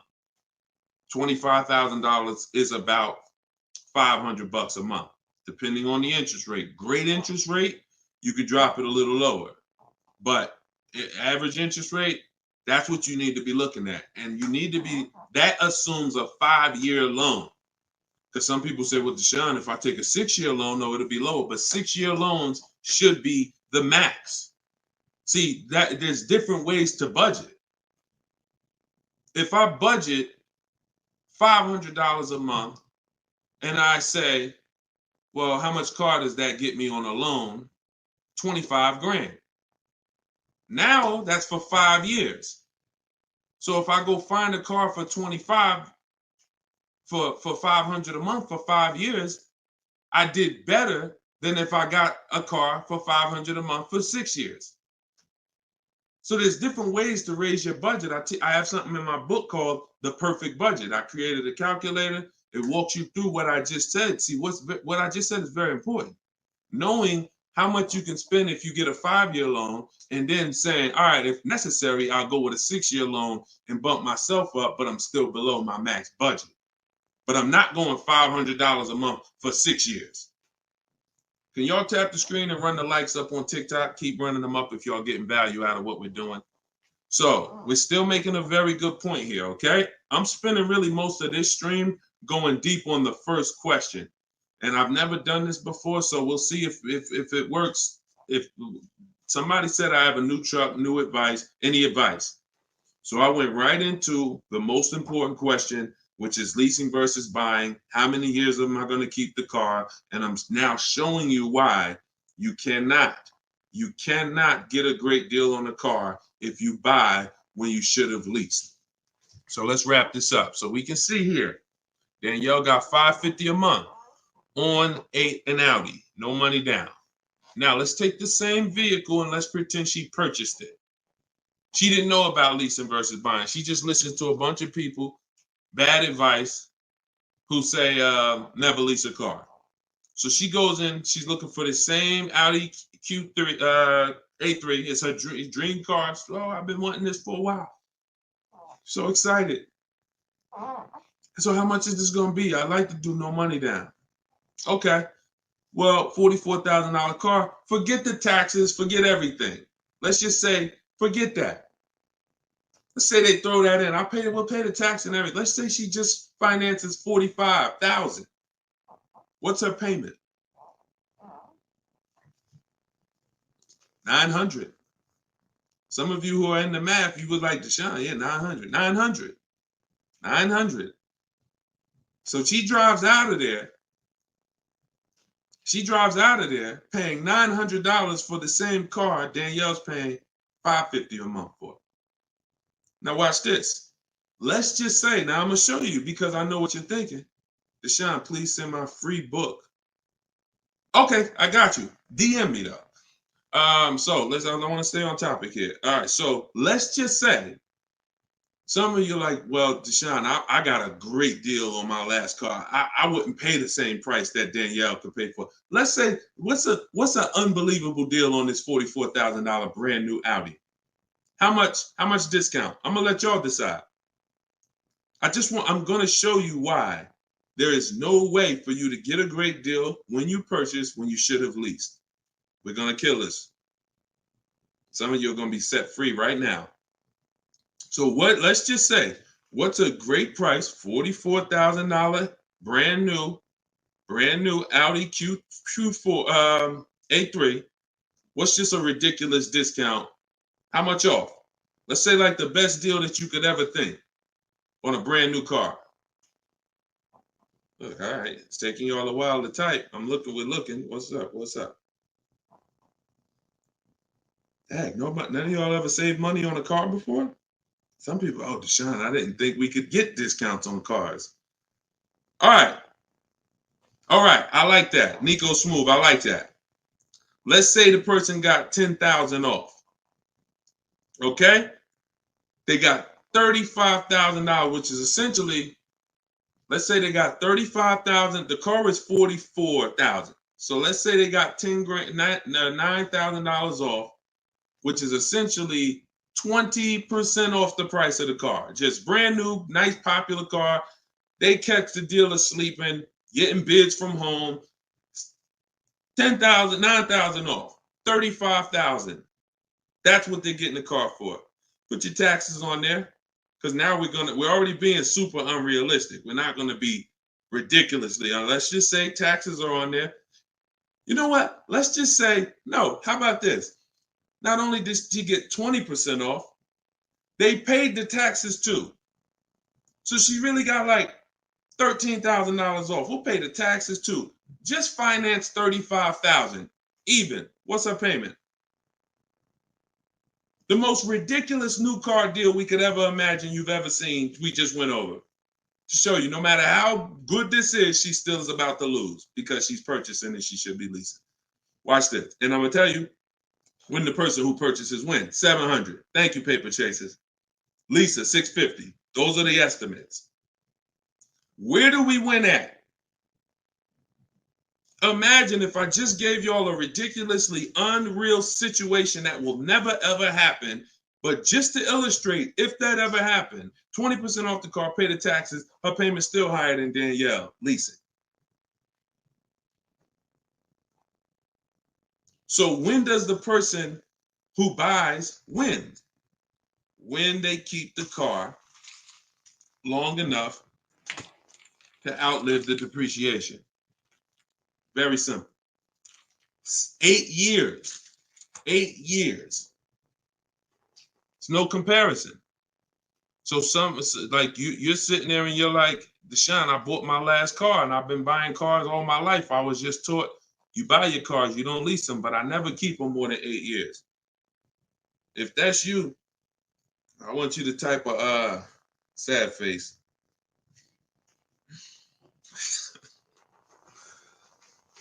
You've lost a lot of money. So what would you rather? Would you rather never hear about this, really go all your life listening to bad advice? And we might wrap this because we still got time. Before we even go back into more questions, we actually may go a little, because some of you are like, Deshone, well, what if you buy a new car, a used car? Because you just compared that to a new car. All right. So let's just go back one more time. Let's pull up Danielle's because we're on that scenario. So we already said Danielle drove out with a $550 a month lease, paid her first month's payment. Best impossible deal that'll never happen, unrealistic, made up, make-believe deal we just ran was still a higher monthly payment. So imagine with somebody who just goes in regular negotiations, maybe gets $2,000 off the list price.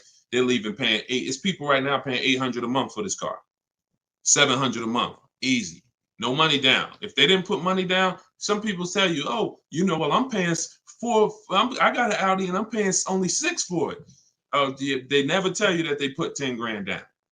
They never tell you that they put 10 grand down. They forget about that because the day they give the dealer 10 grand, they want to forget about it. So they're definitely not going to bring it up in the story. No money down deals. This is what you're doing most times when you're leasing. So let's go back. Let's say somebody decides they're going to get a good price on a used one. Let's just throw this scenario in here real quick to end this. Instead of a $44,000 brand new one, they find one for like 28. Great used car price, 44,000 new. I got one for 28, maybe 4 years old, low miles, 36,000. Great deal, below market deal. Get it for 28. 28. Throw my taxes and fees on there. I'm at 32, 31. What's my payment? 31, 600. Look what I'm buying too, because some of you that's what you think about with a used car. But I like the monthly payments. But Danielle's driving a brand new 44,000, never been titled. She's the first person to sit in this new car smell, like real new car smell. Latest and greatest options and features, full warranty. If anything breaks on the car, she's covered for 4 years. She won't lease it. She won't have the lease for more than 3 years. She's paying $550 a month. A person who's buying this same car is paying $800 a month, $900 a month, and a person who's getting a used version of this, 4 years old, 1 year left on the warranty, 3 years old, 1 year left on the warranty, and they're paying $600 a month. Everyone's paying more than her. And these are lease deals that we get all day long. Everyone's paying more than her. We can put every scenario. Only person that's not paying more than her is somebody who just drives like a 10-year-old Audi, 12-year-old Audi. They go pay cash for it, buy it from Facebook Marketplace or something like that, or people who go to the auctions and get, like a 12-year-old one. Those are the only people who could, flip cars and not lose. Everybody who's buying new cars, newer cars, is paying more than her. It's people paying $500 a month because they bought their Toyota Camry. They're paying $600. So you're paying $600. She's driving an Audi, $44,000 vehicle, no money down. You're paying $600. You're driving a Toyota Camry that you're not going to keep for more than another 2 years. Any car, replace it. Chevrolet, you could pay, Camry, Honda. You're not keeping these cars more than 8 years, and you're paying these ridiculous car payments, and you're the ones that, unfortunately, because you believe bad advice, you are not winning. You're losing. But would you rather me not tell you? God willing, you're like, man, I'm glad I'm young. I'm going to still buy more cars. Most of you are still going to buy more cars. It's good for you to find this out now rather than you never found out and you just passed it down to your family and your kids. And now They heard they don't lease. Now you got your 25-year-old. He never heard about leasing. He goes and he gets himself a $30,000 car because he got a good job. He said, all right, I could afford a $600 a month payment. He gets a $30,000 car. His payment is $600 if he put no money down, or maybe he put 10 grand down, whatever. Point is, he's paying between $400 and $600 a month for this car when he could be leasing a brand new version of that car for $350 a month. $350 a month, $600 a month. These payments are nowhere close. It's nowhere close. Depreciation is the unseen expense. So this is all step one. See what I'm saying? So when you're reading my book, you're going through leasing versions. I got a video on this, by the way. This is in my digital book. I'll link to certain videos to help you guys really understand certain concepts. But this is what we do. This is step one. Leasing versus buying is step one, because I know who was taught, be honest, never lease a car. Type me if you were taught never lease a car. You don't need a down payment, Lisa, and you don't need excellent credit. You need good credit. No down payments. I can show you right now, Lisa, on the screen. You can't see it because we rebroadcast these shows on TikTok, but you'll see it on Facebook, YouTube, or Instagram because they can see the slides that I'm sharing. Like every deal that I'm gonna show, like Kimberly. Look, she got a $91,000 Maserati, $944 a month, 39-month lease. $944 a month, $91,000 Maserati. She got bids. Use what I'm teaching you in my book.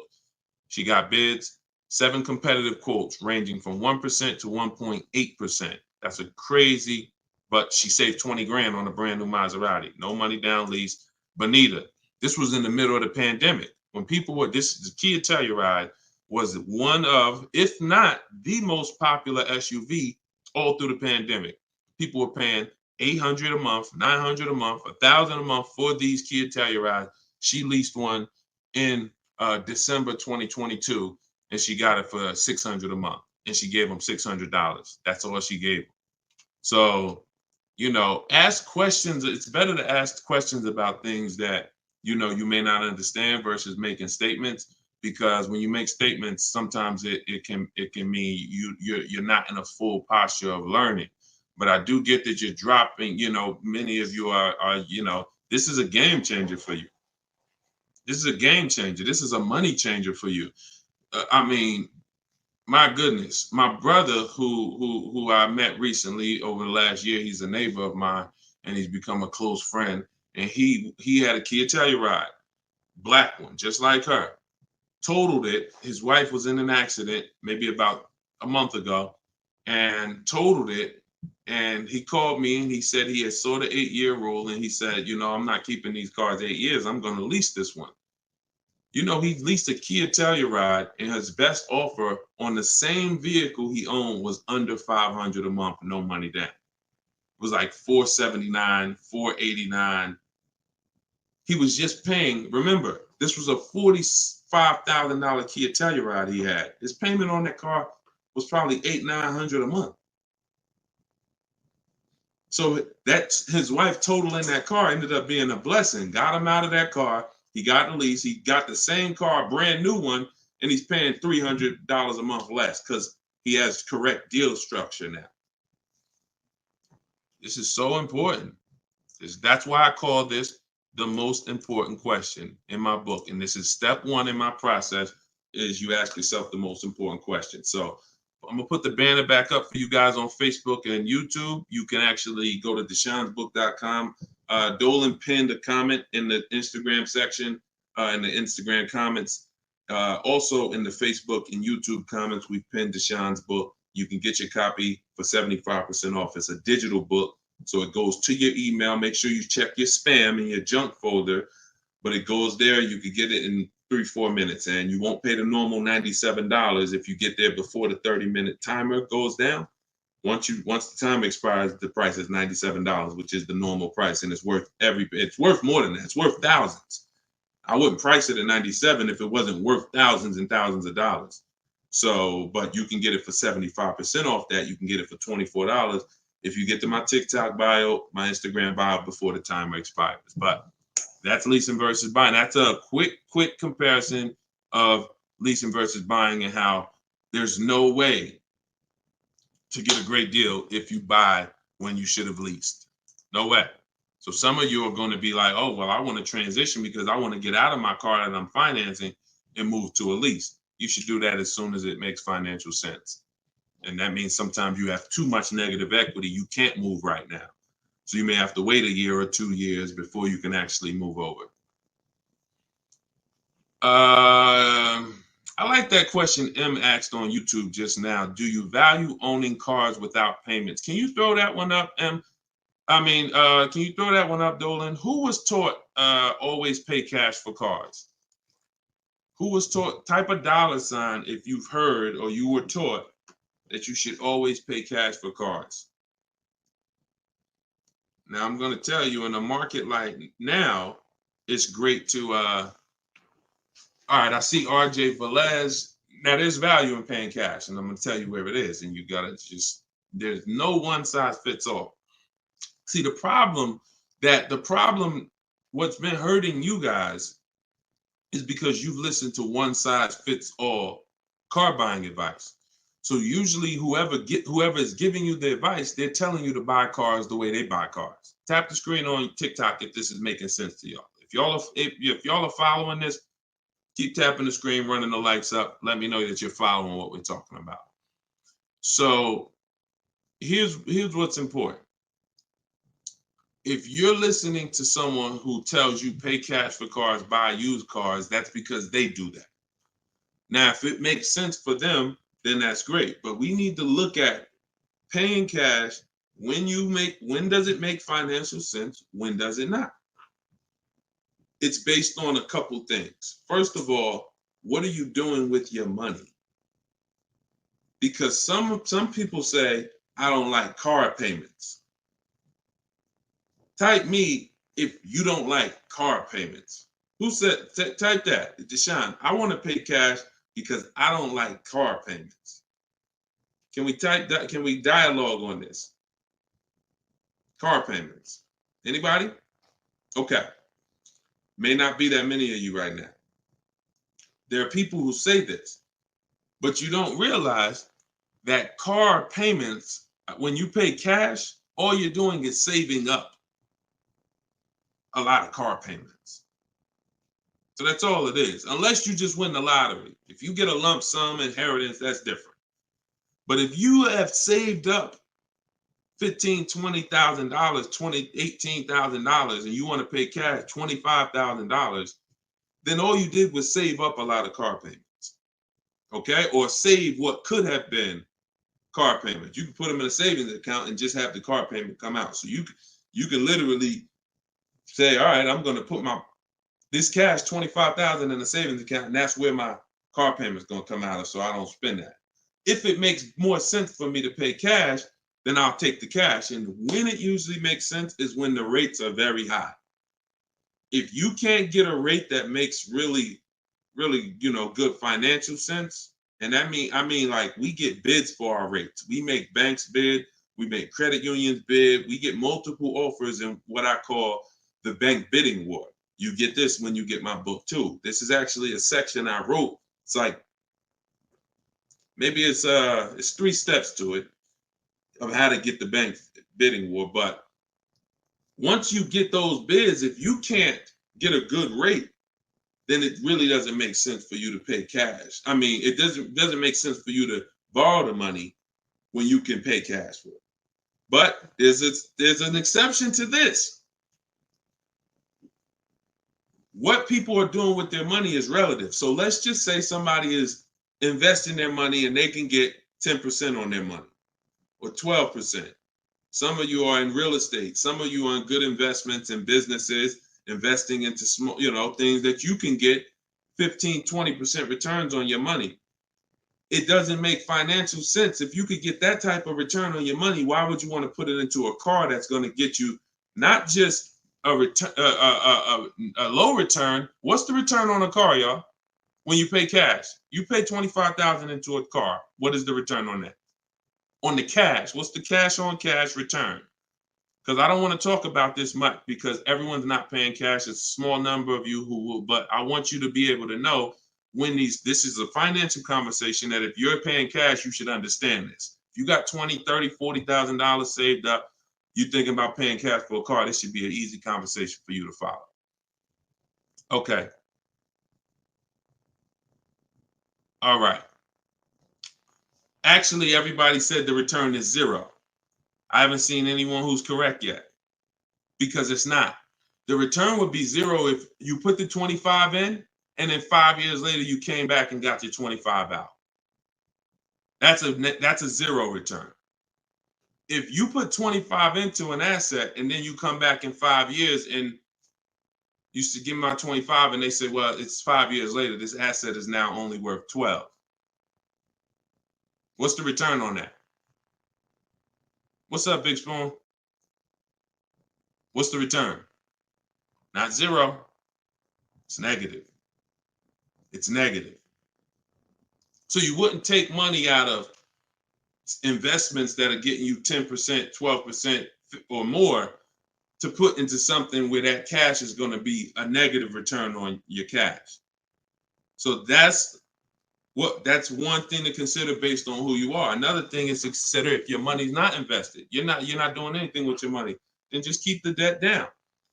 Keep the debt down. Another thing we do is we see if there's any special rates on the car we're buying, because and when rates are high, traditionally, you're not getting a low rate from a bank or credit union. Rates are 6, 7, 8% on average. You're not going to see 3%. But sometimes you'll see 3% as a special rate. That's car specific. So if I'm shopping for a Mazda CX-5, I'm going to check to see, do they have any special rates this month on the car I'm shopping for? It might be 2.9, 1.9, 0% sometimes. And these are instances where it doesn't make financial sense to pay cash. If I can get this type of rate, use the bank's money for a very low percentage, and then turn around and use my money and keep my money invested or keep my cash. Maybe you just want to have your cash. Once it's in the car, you can't get it. So once you put your money cash in the car, you can't get that money back out until you sell the car. But if you can keep the money and get the car, now you have your cake and you eat it too. I still got my cash, but I'm leveraging the bank's money, paying them small amounts of interest to use it. So people see interest as the only loss. I don't want to pay interest. That's programming. That's not what would be talked about in a finance conversation. And if you want to get religious, because some of you say, "Oh, I don't want to pay interest because of religious reason," then it's a partnership. It's not a debt. It's a partnership. Anyway, let's not get all into that. Just paying cash is right sometimes for some situations. Paying cash is not right sometimes for other situations. The key is, which situation are you in? That's the key. Knowing how to ask yourself the right questions. Which situation am I in? I'm getting good returns. Stock market been returning me X percent late. Hey, this many years, this has been my return. I think I'm going to keep my money invested and I'm going to use the bank's money. That's right for that person. All right. So that's a great question. I don't know how we went deep on that, but we're going deep in this stream. I normally do rapid fire Q&A. We're going deep on some subjects. And again, this is all in my book. Everything that I'm teaching is in my book. Every part of my strategy, it's a 7-step process. First step is most important question. Second step is deal structure. The equity assessment for those of you who are replacing a car or a lease, assessing the equity in the asset to see how much money we can pull out, if any, to either put in our bank account or use in our next transaction. Third step is deal structure. Fourth step is shopping, not buying. It's actually called shopping, not buying, where we enjoy shopping, we enjoy test driving, we enjoy the process. We're about to spend $30,000, $40,000, $50,000, $100,000. We actually enjoy shopping for the item. There's no pressure because we're never talking numbers in the dealership, ever. That's our rule. Step 5 is multiple offers. So once we've selected what we're going to be getting, it's time to get multiple offers on it. If we're getting a used version, it's time to see multiple options of it. And if in step 5 in my process, used car shopping is online marketplaces. You're using online marketplaces, cars.com, carfax.com, autotrader.com, cargurus.com, Carfax, CarMax, Driveway, and Carvana. 8 marketplaces, eBay Motors. See, some of you are missing great deals because you're only looking at 2 of the marketplaces. That's like you're not going to see below market deals until you can see the whole market. So when we're shopping for used cars, that's what we do. When we're shopping for new cars, we use my 25 to 5, where your goal is to get 5 offers. If you are shopping for a new car or a lease, your goal must be to get 5 offers, because until you get at least 5, you are not going to get a below market deal. Because we have thousands of people who have come before you who have used this, and they report to me, they report their deals to me. So when I can tell you the deals we see, we have to get at least 5 offers, because 4 are overpriced. Some people get 6, 7 offers. You saw Charles earlier on his Palisade. I think he said he got 10 offers. But once you learn how to get them from home, either you could do it your way, you want to call and get them, you want to call, ask for managers to get them. I don't care what you do. If you're using my process, we don't do any talking. So when you're using my book, we're not talking. Because when you talk, who knows, when you talk, you can say the wrong thing. When you type, and then you're typing what I wrote for you. Because in my book, you're using what I wrote for you to talk to the dealers by email. So I can't even say talk to the dealers, to communicate by email, because we know everything they're going to say. So then the step 6 is paperwork and protection. Once you get your lowest offer, you find the best option. It's time for the paperwork. And then step 7 is delivery. That's it. So everything that I teach is out of one of those 7 steps. And, part of why you have not gotten the deals that you see me sharing is because you don't have any process. You're just winging it. You're just hoping things go well for you. And that's just not a place of empowerment. That's just not a place of empowerment. Strategy is here. So, so we went deep on some of what's in that book and what you'll learn if you get it in the comment section, or you can get it in my TikTok or Instagram bio. If you're watching us on TV, you can also scan that QR code with your phone.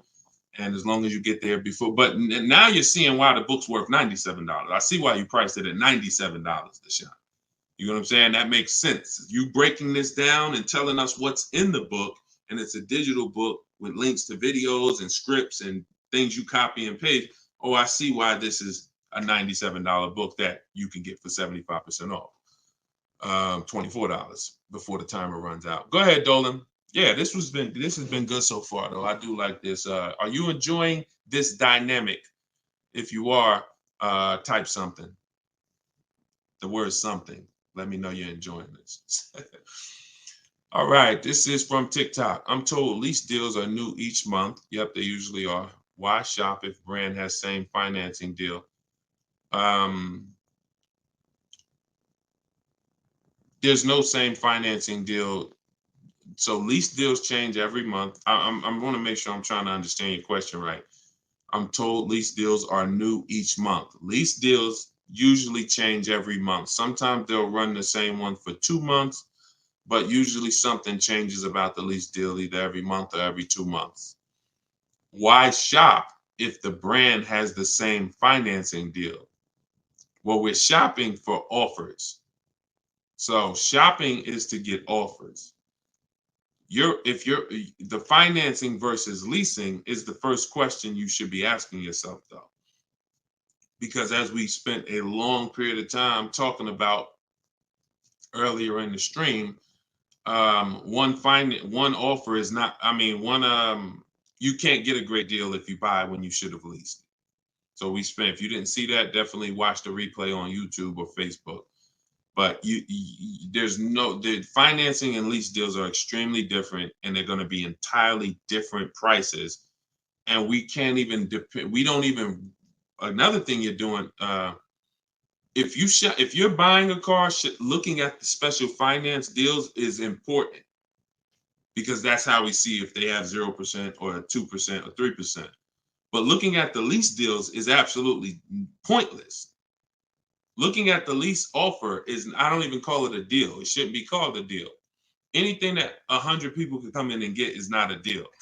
You're not going to offer a deal to 100 people and say, hey, come on in and we make almost no money. See, what Charles paid, look, on his Palisade, $48,000 Palisade, he's paying $597 a month.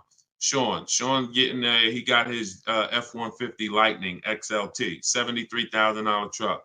His lowest bid, he saved, he got it for $4,999, what's this? $21,000 off is what he got. We're showing it on the screen right now in case you think we're capping. We don't need to. This is, look, Frina, y'all saw Frina, 579. This is Tiffany, who wrote us in when she got her deal using my book. She said, I believe we got a good deal from what we learned from the book. Look, it was a $44,000 MSRP that she got $6,530 off the price. That was her lowest bid. So you're nowhere close to what normal people are paying and what is advertised on these vehicles. What's advertised on these vehicles is not a deal. A below market deal is something where the managers don't really want to make it. But you know what? It could happen for a number of reasons. Somebody wants to beat their competition. Sean said he had to go 100. We shop out of state. You'll get very used when I walk you through shopping from home, and you'll see. I mean, if you're gonna do it your way and you get used to it, you'll see you're in more control. You're in control. So, but a lot of times your best offer is going to come from a dealer that's not close to you, because the dealers that are close to you feel like, why do we need to give them a deal? They're going to come in anyway. Because that's what most people do. You're going to walk in the dealer anyway, and you're going to talk numbers and try to negotiate. That's what most people are going to do. Why do we need to give these people deals? But this person who is now talking to multiple dealers from home, they hold the cards. We hold the cards. And then one person wants to beat everybody, and they do that. But you gotta, I'm gonna say this, and then Dolan, throw the next question up. If everyone could get below market deals, then they wouldn't be below market deals. They would be normal deals. It would be the average price. Y'all, is that clear? Is that clear? If everyone could get below market deals, if it didn't take strategy to get below market deals, then they would just be regular deals.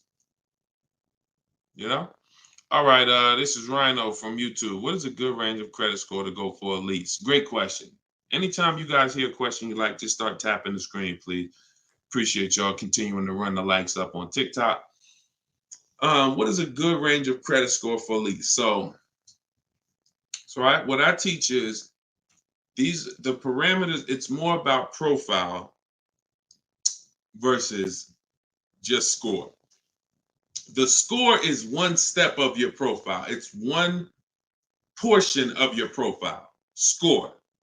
But you also have income. You have something I call comparable credit. I don't call it that. The bureaus call comp credit, which is you've had a car loan before.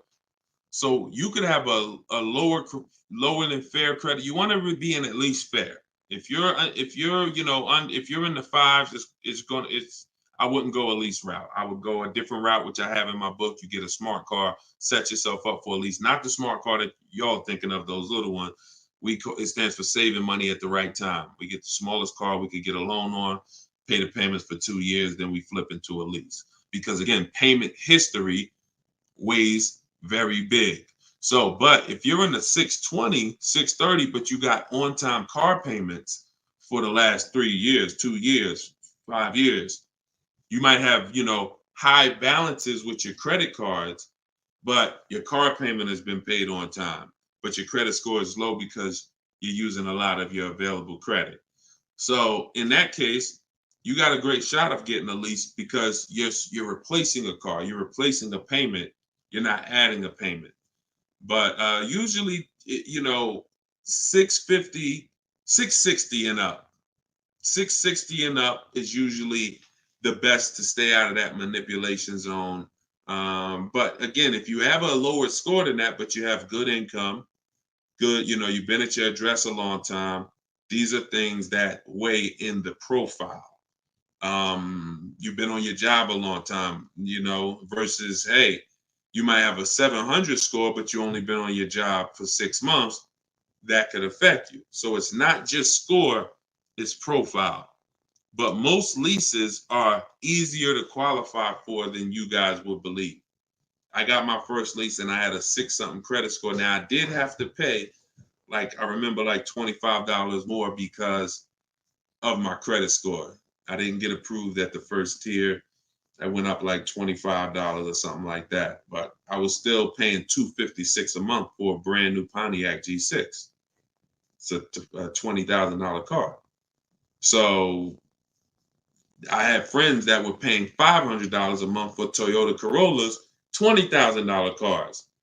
$23,000 brand new Toyota Corolla. They're paying $500. They're paying, and I'm paying $256. These things make a difference in households. Thank you for answering, brother. Just purchased your book too on your website. Enjoy it, brother. Now, I don't even say enjoy it. I use it. Use it. And there's 2 ways to use it. I don't recommend going through the book and then shopping. I recommend you don't, the book is written in a way where I ask you, it's like if you called me and said, hey, D, what's my first step? Here, do this, and then call me back. You wouldn't call me and be like, Deshone, give me all the steps. I wouldn't give you all the steps because you would forget them. I would tell you, all right, how many years we keep in the car? 4. Okay, we leasing. How many years we keep in the car? 10. All right, we purchasing. Then we're gonna move to the next question. We need to do our equity assessment. Go on these websites, call your bank, get your payoff, do these steps, call me back. Okay, boom, I did that. All right. So once you put those things in an order, you'll see that you threw me off, Dolan, throwing that question up. But yeah, Rhino should. Oh yeah. Anyway, what I was saying is use it. So you could go through the book. I would recommend you go through it, do 1 step, check it off before you move to the next step, so that by the time you get to step 7, I'm congratulating you, saying, let's get ready for delivery. Not, oh, I'm at step 7. I read the whole congratulations. Oh, that was so nice. That nice message you write to us when we get our cars at the end. That's nice, Deshone. You shouldn't be reading that until you got your car. You get what I'm saying? I'd rather you go through the book that way. It'll be a lot quicker, a lot more effective for you. All right, but use it. Use it. Great. All right, Dolan, throw that up for me now. Thank you, man. Appreciate you. Okay, Freon on YouTube said, what about refinancing when the rate drops? Absolutely. If I'm buying a car and I'm paying a high rate, what is considered a high rate, 7-8%, depending on the gun. Now, there are times where rates are high. That's the best offer you could get. But there are times where we know rates are 3%, 3%, 4%. There's time when the rates was 2 and change from the credit unions and things of that nature. So, relative to what they've been, these rates are high. So, yes, as long as you have a great car, the goal is always to get a great car. You could change the loan, like Freon said, by refinancing. So let's say I have horrible credit, 400 score, I need a car. I'm going to make sure the car I get is absolutely a great car. I mean, it must last. This is the thing you need to be looking for.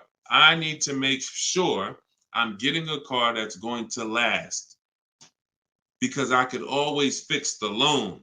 But if you fix the loan, refinance, but you got a bad car.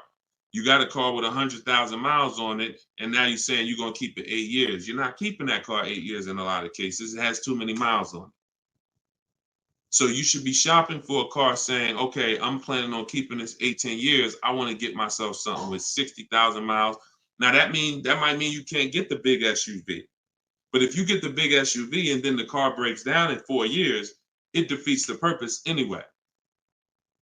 So you could always fix the loan. Don't get a bad car. Very, very important. Or that really destroys a lot of these long-term plans that you need to have. Okay? But yes, everyone will be refinancing when the rates drop. That's for sure. Go ahead, Dolan. Next one, please. Great questions. Great questions. Yes, these are some great questions. From TikTok, I have a car with a lease ending in a couple months. Buyout is 35, but Kelly's Blue Book is 44. Should I buy out the car with the option to sell after? We don't usually buy leases, in fact, ever. Why are we so big on buying our leases? Who told us that was a good idea? Who told us going from buying? Think about this. 3 years ago, I drove off the lot with a very nice brand new car that I was paying, hopefully, a decent payment on. Why am I going to stop doing that to now buy a used car? What's the benefit to us buying these leases out? Maybe I don't see it, because what I explain is it's a horrible idea. It's a horrible idea. One exception, if you're keeping the lease 8 more years after you buy it, then it's fine, because it's just like you bought a used car. So you really kept the car how many years if you leased it for 3 years and you're keeping it another 8? See what I'm saying? 11 years. So you're going to win. It's still a bad idea, but you'll win somewhat if you keep the whole car 11 years, because I'm going to tell you why. Once you get the used car, you reset everything. You got that's a whole separate transaction. If you lease a car, your payment on that lease is going to be, let's just say your payment on the lease is $450 a month. What you're going to find in most cases, if you buy the lease out, to get a $450 a month payment, you got to take a 6-year loan. To get a $450 a month payment, you got to take a 6-year loan. So you already leased the car for 3 years, and now you're purchasing the balance for another 6. You leased the car for 3, you're purchasing it for another 6. That's 9 years. So why did I just say the only way to win when you buy your lease is to keep it at least 11 years? Because how many years of payments are most people going to have? 9. 9. 9. Can we let that sink in? A person who buys their lease, like most people are going to buy them with 6-year loans, you're paying for 9 years on the same car. 9. Even if you get a 5-year loan, 8 years on the same car. So it'd be a shame to go pay 8 years on the same car and then turn around and do that all over again. So you want to keep it long enough to at least, hey, I had 2 years of no payments though. I had that car 11 years. I only had 2 years of no payments on it. That's a pretty bad way to live. You're paying on 9 years old, 8 years old, you're still paying on the same car. 7 years old, still paying on the same car. This is why buying your lease is a horrible idea in most cases. From the start, you should either be leasing or you should be buying a used car. It's one or the other. and you're buying a used car that if you plan to keep it 8 or more years, you're leasing if you're not planning to keep the car 8 years. That's it. Not many cases where these make sense. Go ahead, Dolan. It's a great question though. And I'm hoping we can help a lot of people stop doing that. And eventually maybe 10 years from now, 15 years from now, people won't be asking these questions, but it's a very, very common question. Go ahead, Dolan. Shoot the next one up, brother. Nico Smooth on YouTube. What's up, my man? Deshone, if I wanted to counter offer lower than what the calculator generated, would that be realistic? Getting 1.4% would like to get around 1. If your lowest offer is 1.4, then that's the lease program. If your offers are 1.4, your offers should not be the same. That means you don't have enough offers. If all the offers are in one spot, 1.4, that means you're not getting enough. Once you get 5, 7, you'll see they should be at least $150 to $200 a month difference. That's how it should be. 400 to 600 a month. 600 to 800, 600 to 750. That's how it should be. Now, if you once your lowest offer is 1.4, but you have 1.6, 1.7, higher offers than that, then 1.4 is the best. And that's the lease program. There's nothing you can do about the lease program. All you're doing is finding the dealer that's going to agree to discount the car the largest amount. The lease program is then going to dictate what the payment's going to be. But yeah, you're on the right track. Go to a Plan B vehicle. It's surprising how different every single vehicle has a different lease program. In regards to what and just to really hammer this home, Zafrina, who we showed first at the beginning of the stream, she had a $579 a month lease on a $65,000 truck. She was shopping for a Jeep Grand Cherokee Limited because that's what they had and they were replacing the lease. So she gets a 1.1 and change. It was like under 1.2, like 1.19 or something like that. That was her best offer on a Jeep Grand Cherokee Limited. That's a great lease. That's a great deal. 600. That's a great lease deal. Probably a $450 payment on a $40,000. Great lease deal. But she said this guy is saying that he thinks he might be able to do better on a hybrid Jeep Grand Cherokee Limited. He said he could probably get me below the 1%. I said, okay, you need to get 5 more offers at least.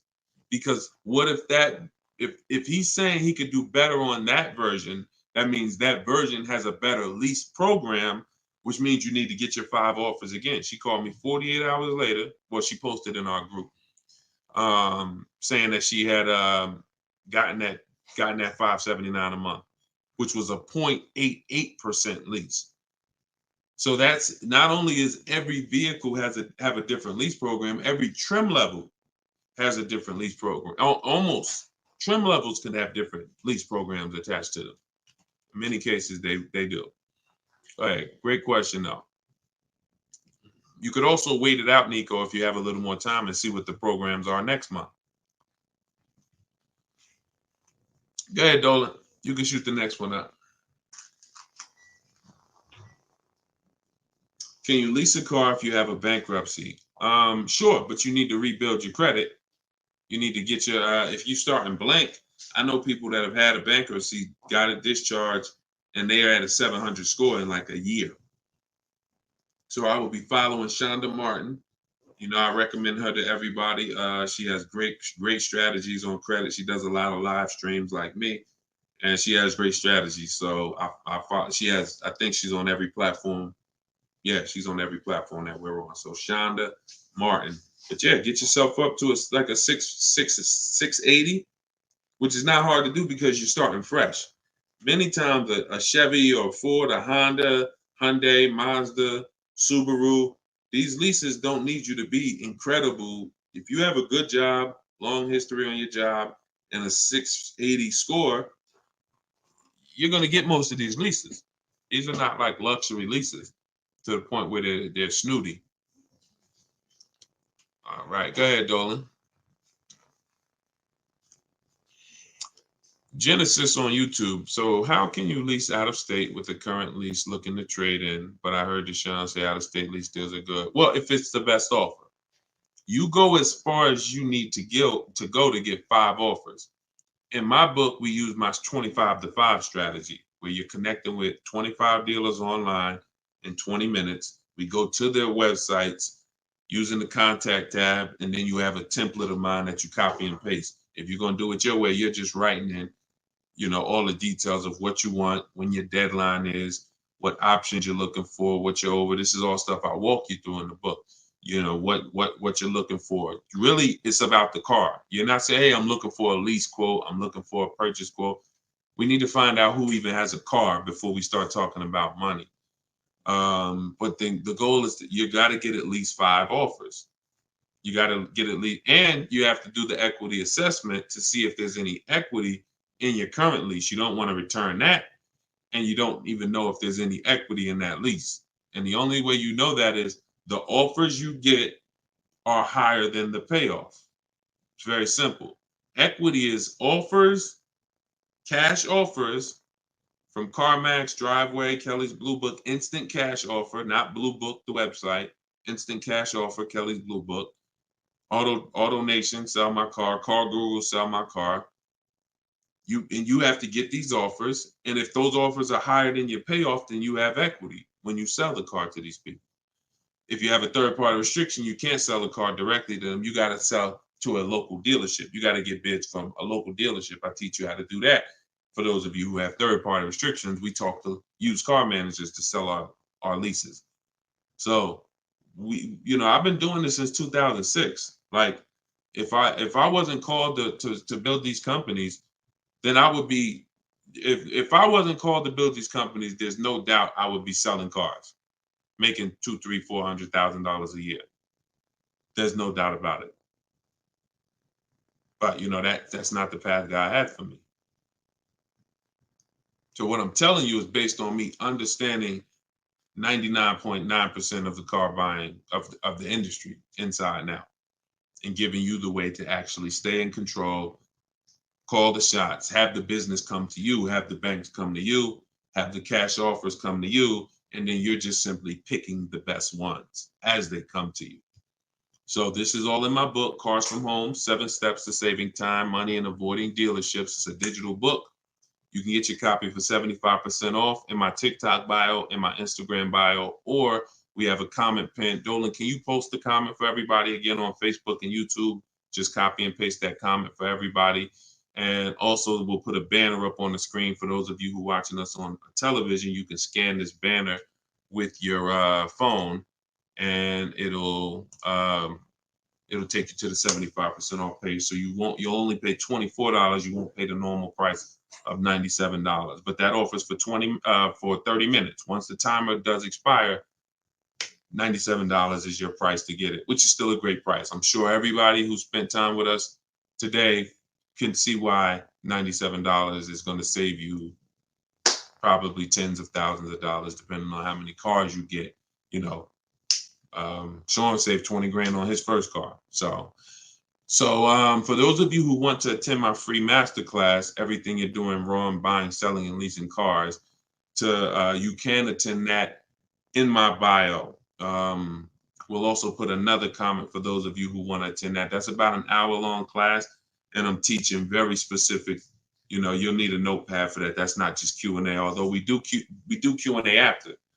So you guys can go watch that, and so we'll put, and that's also in my Instagram and my TikTok bio. So the information's available, y'all. That's the whole point. There's no excuse. Everything that we talked about today is really financial awareness, financial literacy that you have not learned. You haven't heard of it before, but this has been around. We've been doing this for 3 years. Over 2,000 people have come before you. We have over 6,000 people that have this book now. So this ship has sailed. This car buying from home, you're late to the show now. And you can't afford to go buy another car the old way and think you're getting a good deal. You can't afford to do that. I mean, money is very hard to come by for some people, and you need to, I don't care who you are, you should take it seriously. So this is why we're here. And so you can get it from my free videos, from these Q&As, in my book, in my masterclass. I don't care how you get it. You want to join me in Maps Academy and have me coach you through your car buying. I don't care how you get it. Just make sure you get it. Get in where you fit it. All right. So that was episode 17. All right. We'll see you on episode 18. God bless y'all.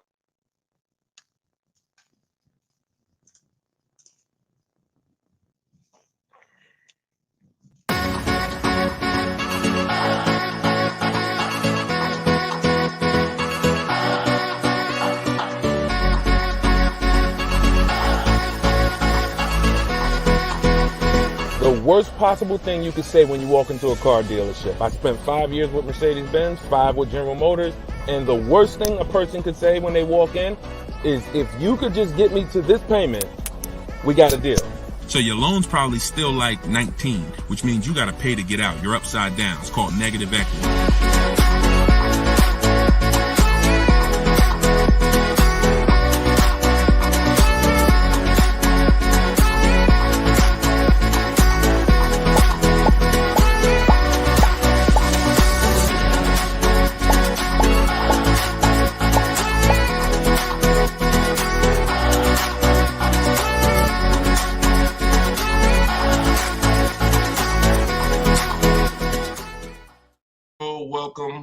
Welcome.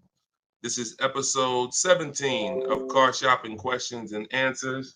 I am your host, Deshone the Auto Advisor, and we do these live shows throughout the day, throughout the week, to make sure that you have access to cutting edge car shopping strategy, which is the science of making dealers and banks bid for your business instead of negotiating the old-fashioned way. So that is what we do here. Frankie boy, good to see you, Frankie boy, on TikTok. Kev, I see you on TikTok. We are live on all 4 platforms: TikTok, Instagram, YouTube, and Facebook. We have Dolan in the background. He's going to be pulling in your questions for the show. So as you're here, you can start typing your questions. Let's get the housekeeping out of the way as well. Could everybody who shares great information hit the share button? Also, I'm the author of the new digital book, Cars from Home. It's called Car Shop. It's a 7-step system that we use to car shop, and we get bids from home.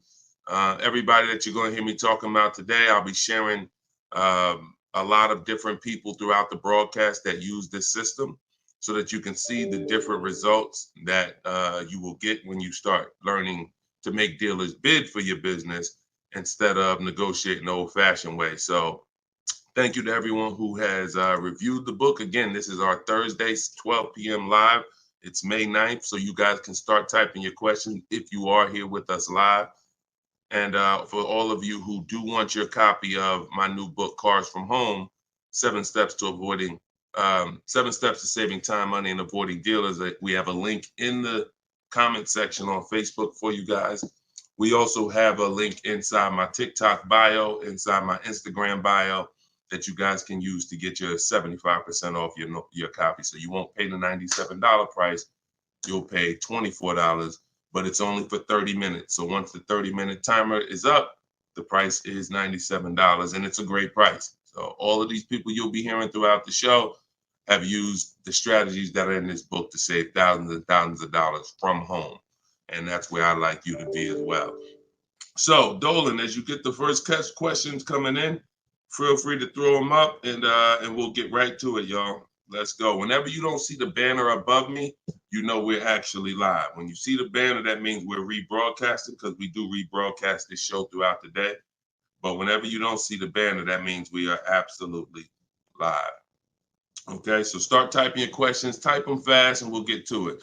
T. Del Mar on Instagram. I'm leasing. Now test drive. Why do I ask for an older salesperson? Won't any salesperson be okay? No, any salesperson will not be okay. Some salespeople will bring you in for a test drive. we talk to people who are experienced in the dealership. So when we talk to them and we ask them, do they have a car that we're coming to see? We know 9 times out of 10, they're going to be honest with us. You get a new kid on the block or a salesperson who doesn't care about this stuff, they'll get there. Who's ever gotten to a dealership, was coming for a test drive, and then the dealership said, oh, that car got sold, or that car is not here anymore by the time you get there? If you've ever had that happen, type me. You set up a test drive, you come in, oh, I was coming to see that car. Oh, it sold like, 2 hours ago. It just sold. See, when you're dealing with experienced salespeople who are honest, exactly, Peaceful Grace on TikTok, you understand. So this is why every step that I teach is important. Even things that you might see, okay, why is he telling us ask for this person? It's because if you don't, you run the risk of running into a salesperson who doesn't care. Oh, you'll get there and just, oh, well, that car sold, but hey, I might have another one. Let's look at some other ones. No, we don't go for that. We don't go for that. Our test drive is strategically set up to try to guarantee a successful test drive where we can be in and out that dealership in 20, no more than 30 minutes and coming home. Okay, let's go. Nothing is left to chance. All right, go ahead, Dolan, shoot the next one and keep your questions coming, everybody. We'll try to get through as many as we can.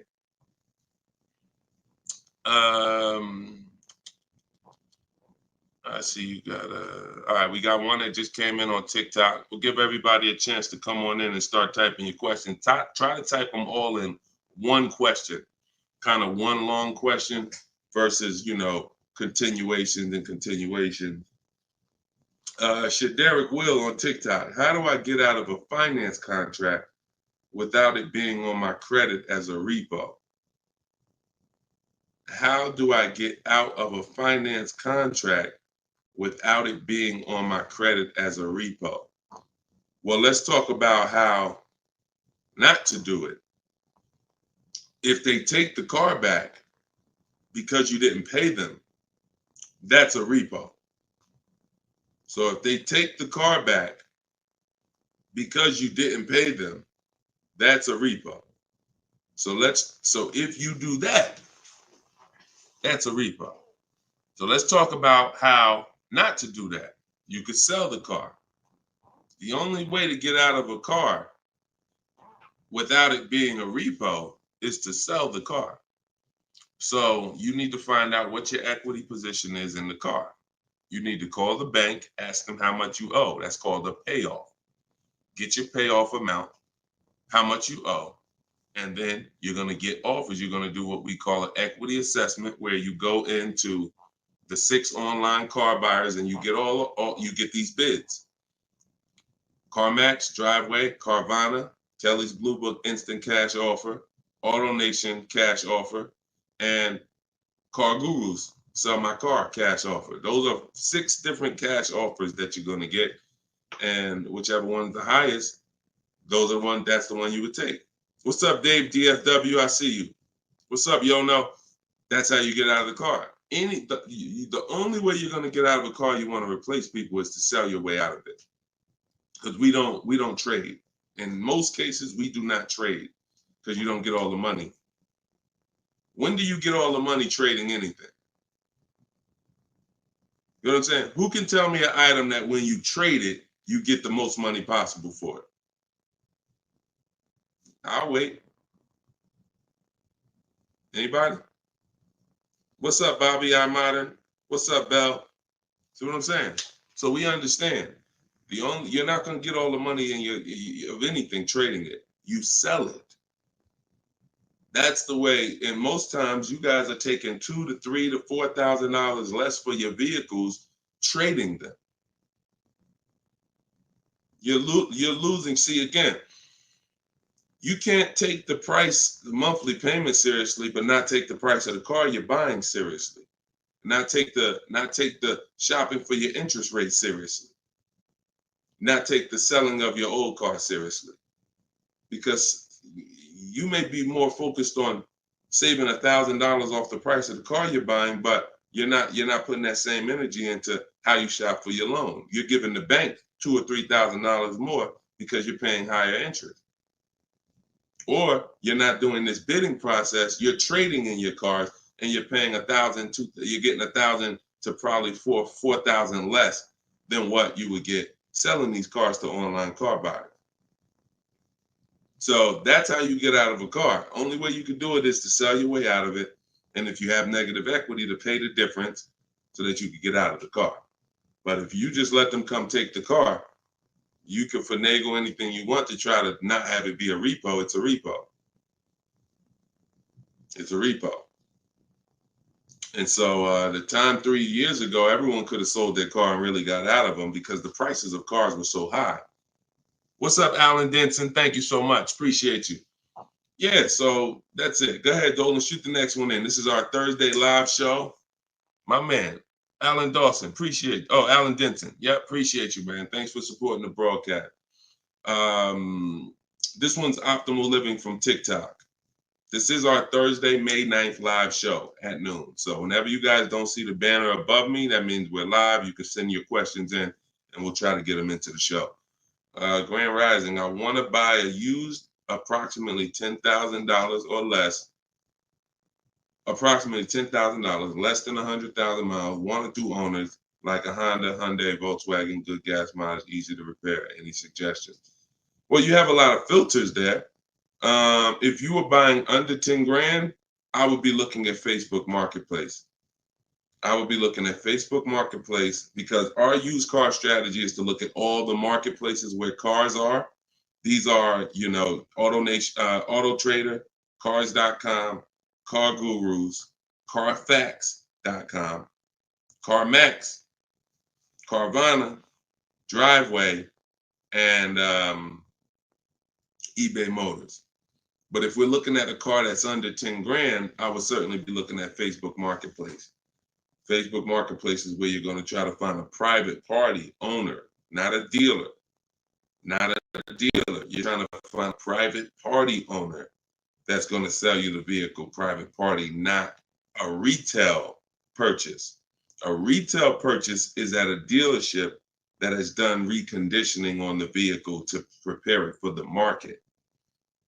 And so you're paying for that. You're paying probably 10% more for a retail purchase because it goes through the retail process. But if I'm spending under 10 grand, I'm looking at Facebook Marketplace to get a private party sale where I could save probably another 10%, maybe a little more below the retail price.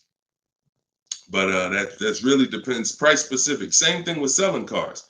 When we get our bids, if our car is worth less than 10 grand, we usually I always tell people, it's in my book, if the car is less than 10 grand, when you get your offers, you could get probably 1,500 to 2,000 more listing it on Facebook Marketplace. So if my highest offer might be for 8 grand from CarMax, everyone else is offering me 7 and 65, and I'm gonna throw it on Facebook Marketplace if I have the time, and I'll sell that car and usually get a $1,500, $2,000 above. So it's the same difference. I would shop on there if I was looking for a car under 10 grand. I would sell on there if my car was worth under 10 grand. See, when you start going with cars that are worth 15, 20,000, trying to put them on Facebook Marketplace, most of the buyers there need a loan. Most of the buyers on Facebook Marketplace need a loan. So when you get there, they're not going to be, most people don't have 20 grand to bring a private party. That's just most people. So the buying pool is very small for 15 to 20 grand, 30 grand private party. But the buying pool is very big for under 10 grand private party. So you always want to go to where the buyers are, where the best opportunities are. So yeah, that's what I would be doing. Great question, Optimal Living. All right, keep the questions coming, y'all. I see Sharita said, hey, I got the book. I'm stoked. This is great info. Thank you so much, Sharita. Enjoy it, use it. The things that are in my 7-step book, y'all, is everything you're learning right now. So everything that I'm teaching you is out of one of my 7 steps in my car shopping process. My book is called Cars from Home. So it's all designed to teach you the science, walk you through the science step by step of doing 90% of your car purchase from home 90% of your savings are done at home, not in a dealership. The only thing we're doing in a dealership is test driving, is having our car appraised if we have a third-party restriction by a used car manager, and picking up our car if they don't deliver. Those are the only three things we are doing inside a dealership. All the negotiating, the price saving, the shopping the market, the research, the working with the bank, that's all done at home. And some people, some of you are going to do 100% of your purchase from home. If it's a new car or a lease, some of you could do 100% of it, because if the dealer delivers, literally you never went into the dealership except for the test drive, and then we get our bids and we make the we accept the best offer. This is somebody who just got a bid. You can see the dates not too long ago. Look, I contacted 25 dealers. Some of you know my system is used to, we connect with 25 dealers, with our goal being to get 5 offers. Because what percentage of offers is overpriced? Let's see if anybody on here knows. If anybody's been spending time with us, this might be a lot of your first time with us on the stream, but what percentage of dealers is overpriced? Let's see who knows. And this is why you must get at least 5 offers. At least 5 offers, because what percentage of dealers are overpriced, everybody? Let's see. All right, we may got a lot of new people on here. Maybe nobody knows. No, not 100%, Twan. Not 100%. Thank you, T. Delmar. 80%. Exactly. 80%. T. Delmar Instagram got it. 80% of dealers are overpriced. Now, this is not my opinion. I'm telling you guys. I've been working with people all around this country. I opened up my car buying school, Maps Academy, 2021. We have probably over 6,000 people now that have our book. So people report deals to me. I have hundreds of people who over the years report their deals to me.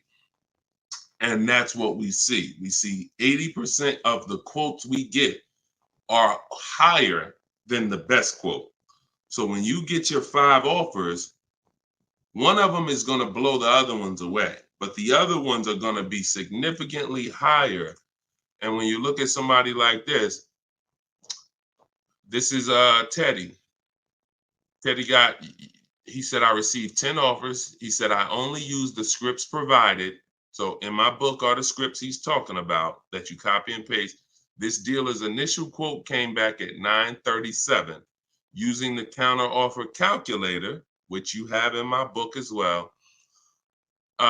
Using the counter offer calculator, I countered at, I closed on this, wait, hold on, I can't even read. I closed on this 2024 BMW i4. MSRP is $73,855. $73,000. Pay attention to this, y'all. I counted at 829.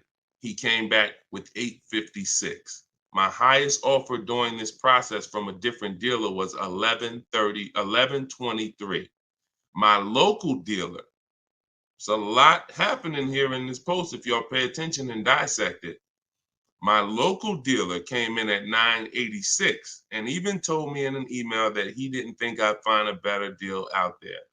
I didn't speak to one salesman on the phone until after the credit was ran and the deal was secured. I even got them to cover my last 2 lease payments. This is how you get, see, if I was to ask Teddy right now, Teddy, bet me $1,000 that there's not a better deal out there, he'd most likely take the bet because he connected with 25 dealers. He got 10 offers. He used it. You can never accept a deal without countering, because we don't know what the bottom is until they say no to the counter, or until they say, no, I can't do that, but I could do this. Now we know they're at the bottom.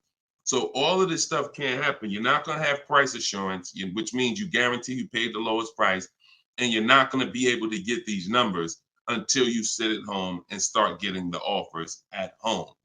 It is impossible to get these types of numbers, this type of confidence, this type of assurance walking into one dealer. Even if you got a good price, there's no way you even know it's a good price until you have enough offers to know this one right here is the best offer. He might have thought his local dealer was making him the best offer at 890. What he says, local dealer came back 986, because remember he has other offers that are 1100. But if he accepts that offer, he's never pulling away in this BMW for $856 a month, a $73,000 vehicle. Now, again, I'm gonna ask y'all before we pull up the next question, and we are live right now. It's Thursday, it's May 9th, and this is our 12 p.m. show. Once again, I'm gonna ask y'all a question. When you look at what he's paying, some of you have seen every $5,000 on the price of a car is how much a month? Every $5,000, because this is a $73,000 car. Now I'm going to talk to some of you who don't understand leasing, some of you who are taught you always buy your cars no matter what, and I'm going to show you what this car would have cost him monthly, if he didn't know that leasing was better for him because he doesn't keep his car 8 years. Thank you, Gerard Young. Every $5,000, Gerard just answered. Emo also answered it on YouTube. The question was, every $5,000 on the price of a car is how much per month? Approximately $100 a month. So when you look at a $20,000 car, automatically you should think $400 a month. You're looking at a $40,000 car, that's $800 a month. You're looking at a $50,000 car, that's $1,000 a month. 5 years on a 5-year loan. You're looking at a $70,000 car, y'all. That's $1,400 a month. $1,400 a month. His car is $73,000. Not to mention, there's people right now that are driving this same exact car Teddy got, same exact BMW, $73,000. They're paying $1,400 a month. He's paying $856. Are y'all getting this? Are y'all getting this? So my book is in my TikTok bio. Click the link there. You can get it for 75% off. You won't pay the normal $97. Go ahead, Dolan, shoot the next question up. Instagram, you guys can go to my Instagram bio and get your copy for 75% off. And it is a step-by-step formula for how to get these deals. That's everything I talk about on these shows. Go ahead, Dolan. Shoot the next one up. Leo, I've been selling cars for 20 years. This young man is speaking the truth. Man, I appreciate it. See, and this is what the 20% of dealers do. The 20% of dealers have no problem, admitting the systems that we teach are better. Because we're not trained as car salespeople. Sometimes you think car salespeople are really trained. The only thing we're really trained on is negotiating and how to get you to say yes. We're not trained in finance, not trained to teach you about leasing. We're not trained to teach you about negative equity, depreciation, all this stuff that we should be trained on because you're buying a depreciating asset. We should be telling you, listen, based on our financial training, if you're not keeping your car 8 years, your best option is going to be to lease. Because when you buy your car is going to go down in value so much over the 5 to 8 years you have it. If you turn around and replace it, you're going to lose all that money. Your car is going down in value way too much over 5 to 8 years for you to turn around and replace the car right after that. You need to keep it after that. That's when you keep it.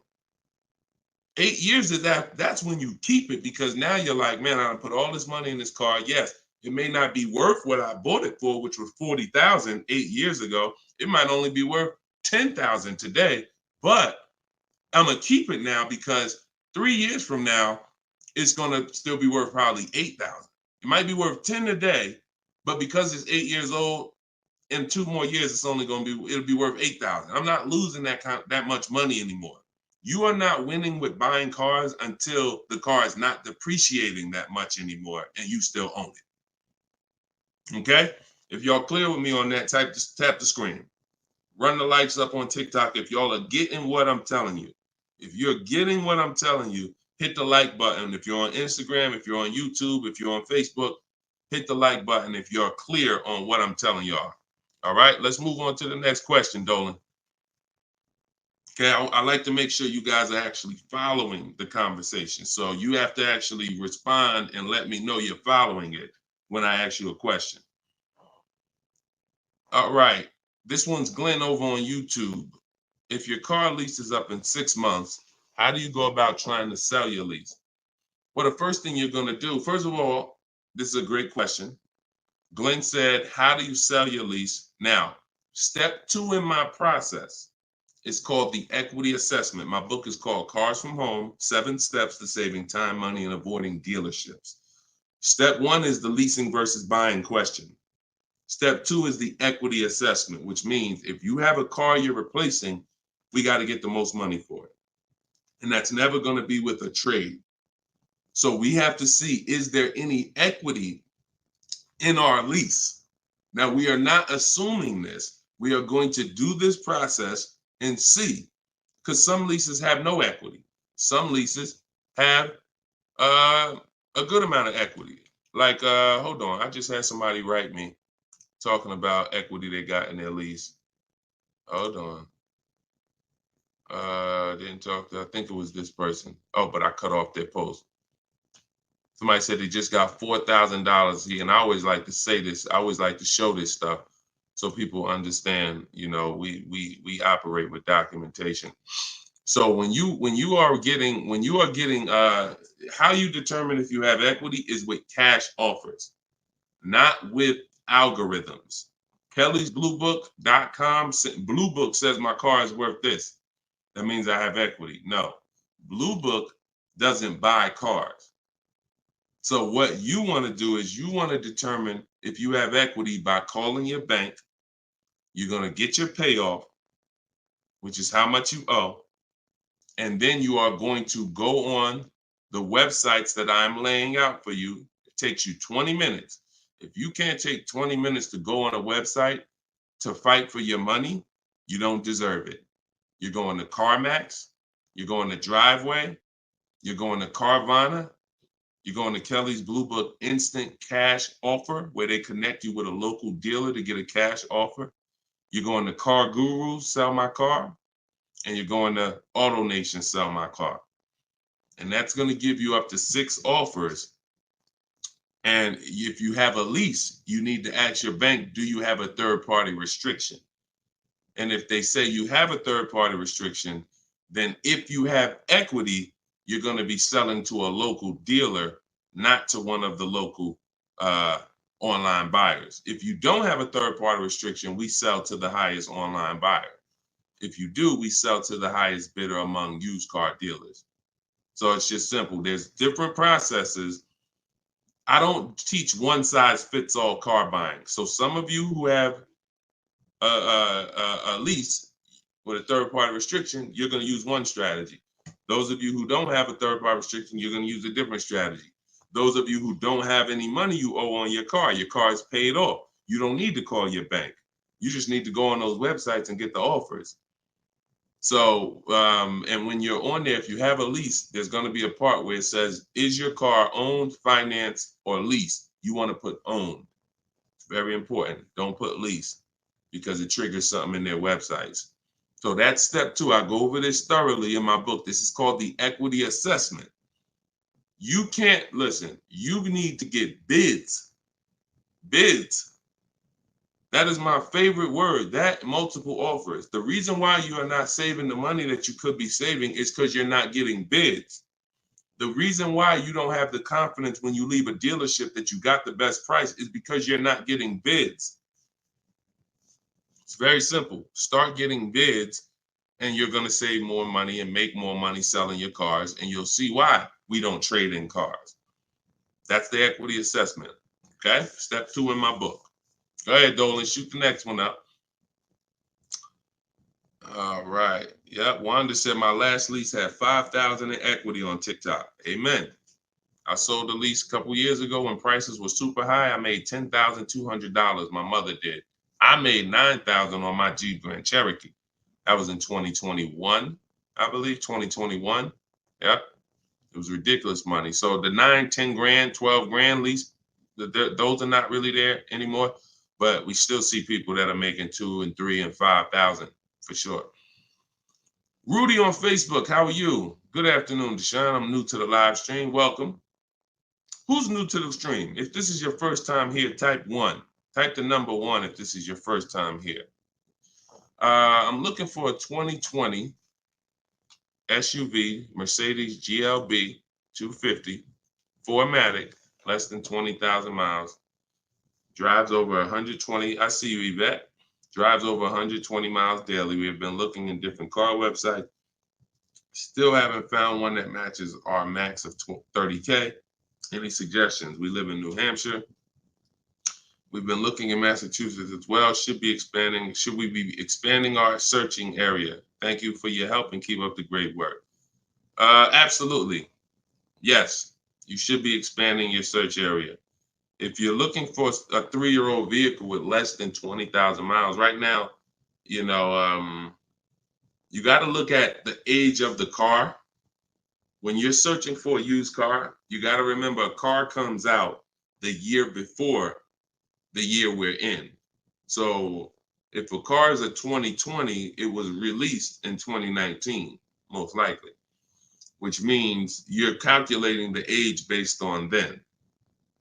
So if you're looking for a car that was released in 2019, and right now we're in 2025, you're looking at a car that's 6 years old. If you're looking at a car that was released in, 2022, and we're in 2024, then it's 2 years old. So you need to look and say, okay, how old is the car I'm looking for?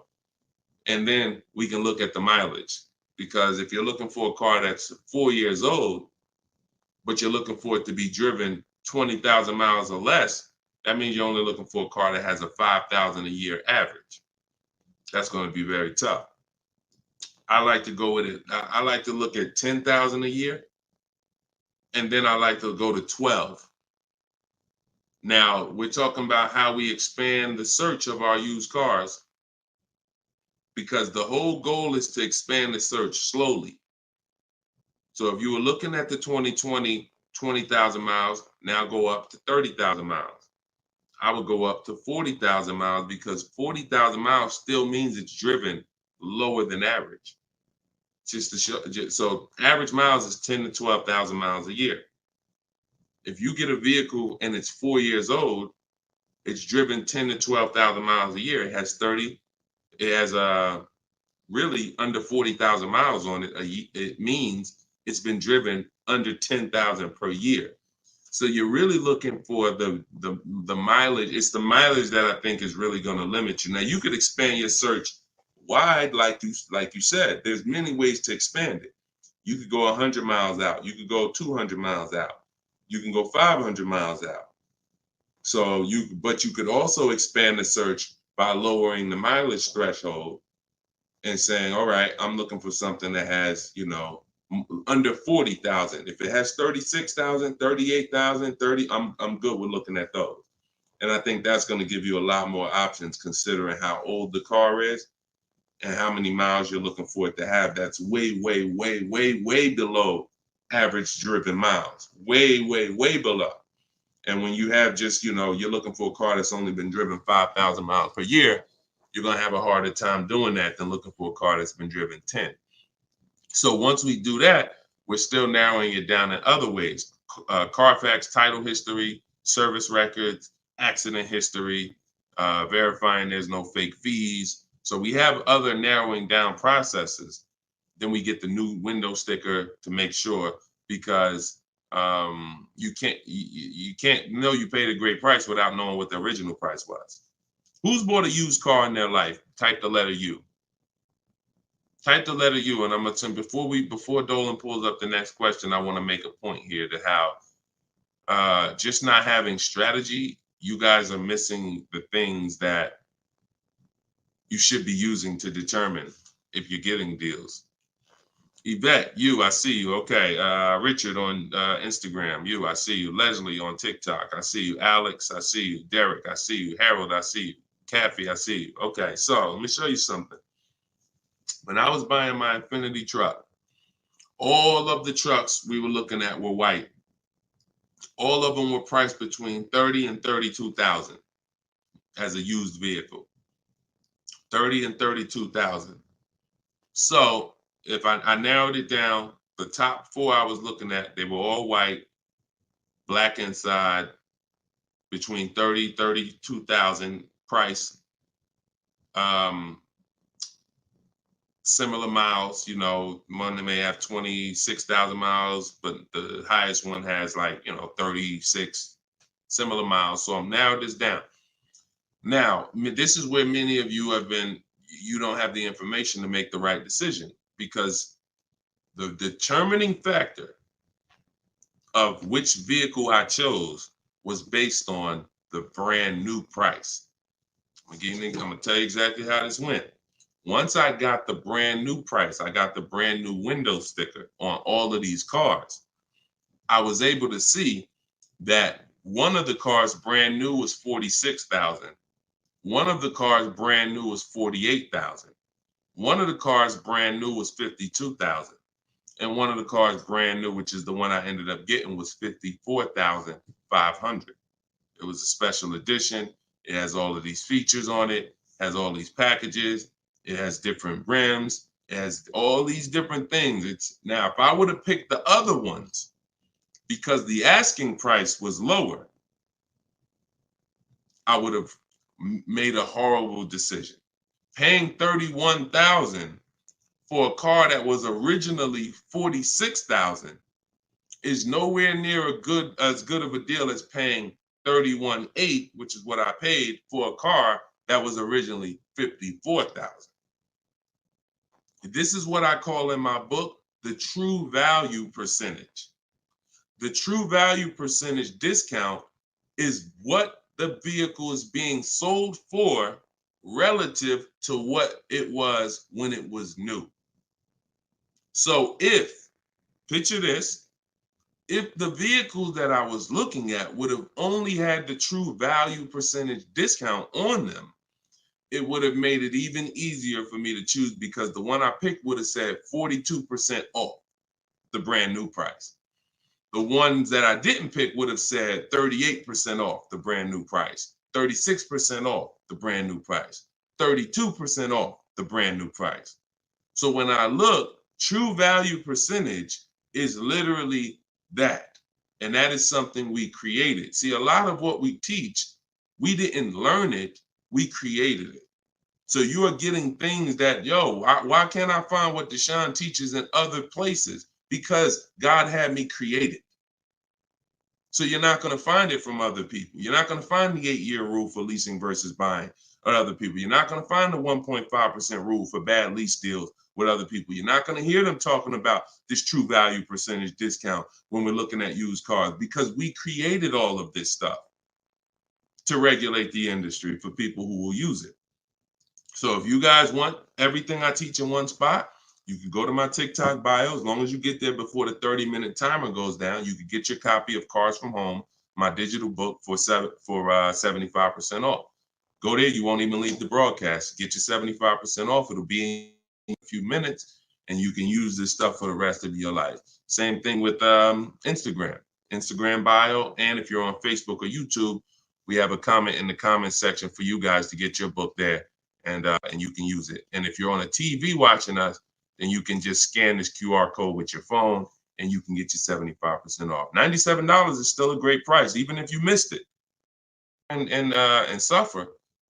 Get your book full price. If you missed the countdown, that's fine. But the money that you're going to save is going to be dramatically multiplied versus what you spend on this book. Okay, Dolan, shoot the next question in, y'all. We are live. This is our Thursday, May 9th show, 12 p.m. So whenever you don't see the banner above me, that means we're actually live, and you guys can type your questions, and we'll try to bring them onto the show. Helena, what do you consider a good interest rate? Well, this is a relative question.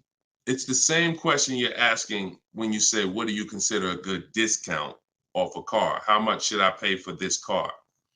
We only pay when someone wins the bid. So we teach something called the bank bidding war, which I also created. You have been taught that, don't let these dealers run your credit, or always get, who's been taught any of this stuff? Always get your own pre-approval You know, never use the dealer's banks. Never, you know, all of this stuff. Any way. We teach a process that the credit bureaus allow. The credit bureaus allow us to have an unlimited number of banks and credit unions run our credit with a hard pull, as long as it's within a certain period of time. As long as it's within a certain period of time, when that time expires, they are going to have that weigh on our credit as one hard inquiry in terms of how it affects our score. See, normally when you have a bank run your credit with a hard and then another one, and then another one, each hard inquiry affects your credit. But when you do it the way it was meant to be done, and using the bank bidding war, if one hard inquiry would have dropped your credit 10 points, 20 of these hard inquiries is going to drop your credit the same 10 points. So the way it's done is there's 3 rounds to it. There's 3 rounds. This is for people that are financing. Again, those of you who are paying cash, this doesn't matter. Those of you who are leasing a vehicle, this doesn't matter. That's why having access to car buying advice that's not one size fits all is what you need. Because typically, if you only pay cash for cars and get used cars, that's what you're going to teach people. So everything has a different place. So those of you who are financing a new car or a used car, you're going to use the bank bidding war so that you don't have to ask this question. This is the answer to Helena's question. How do you know? What do you consider a good interest rate? It's who wins the bid. So there's 3 rounds to it. The first thing we're going to do is see, are there any special interest rates on the car we're shopping for? So if we're shopping for a Kia Optima, a Kia K5, and all right, let's see, are there any special interest rates on it? Are they doing anything like 1.9% financing? Are they doing 0% financing? Are they doing 2.9% financing? Anything special? We also need to know how much the term. What's the term? Some people only do 0% for 3 years. That means you got to be able to pay the car off in 3 years or you can't take the deal. If it's 0% for 60 months, that's different. You got a 0% 5-year loan. You got 0% 6-year loan. So we need to see, is there anything special on the car? We do that for new and certified pre-owned, if we're looking for a certified pre-owned. Now, if we find something, sometimes that could prevent us from even needing to do any other interest rate shopping. If they're doing 1.99 for 60 months, you're not going to find better than that. No bank is going to do better than that. So that's why it eliminates the rest of the rounds in the bank bidding war. Eliminate it. But let's just say that there are no special interest rates. Now we're going to revisit the bank bidding war in round 2, which is after we find the best price on our car. See, because some of you, when you go shop for a car, you're thinking, how much should this car cost? Oh, what's the monthly payment should be on this car? The monthly payment is between you and the lender. It's not between you and the person you're buying the car from. See, this goes back to our point, which is you must set up your car buying transaction from who you're getting your loan from. The process of shopping for the best price on your car is different, or should be different. If you listen to me, it will be different than the process of you getting the best price on your loan. The best price on my loan is a different process than getting the best price on the car I'm buying. So now, once I start now looking for my car, getting my bids, get the best price on my car, now it's time to come back and get the loan involved. See, many of you are focused on what the best monthly payment is on the car, but you're not focused on finding the dealer that has the lowest price. That's focus number 1. Before we think about what is our monthly payment, we are thinking about what is the dealer? What's my process for finding the dealer who's going to sell me this Kia K5 for the lowest price? Who's going to sell me this $40,000 car for the lowest price? Once I find that dealer, Now it's time for me to come and get start shopping for my loan. See, and the reason why this works so well is because there's a process to it. We're not winging this.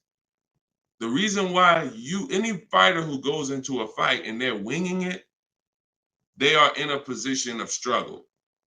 We don't wing it. That's why when you see my 7-step process in my book, it's 7 steps.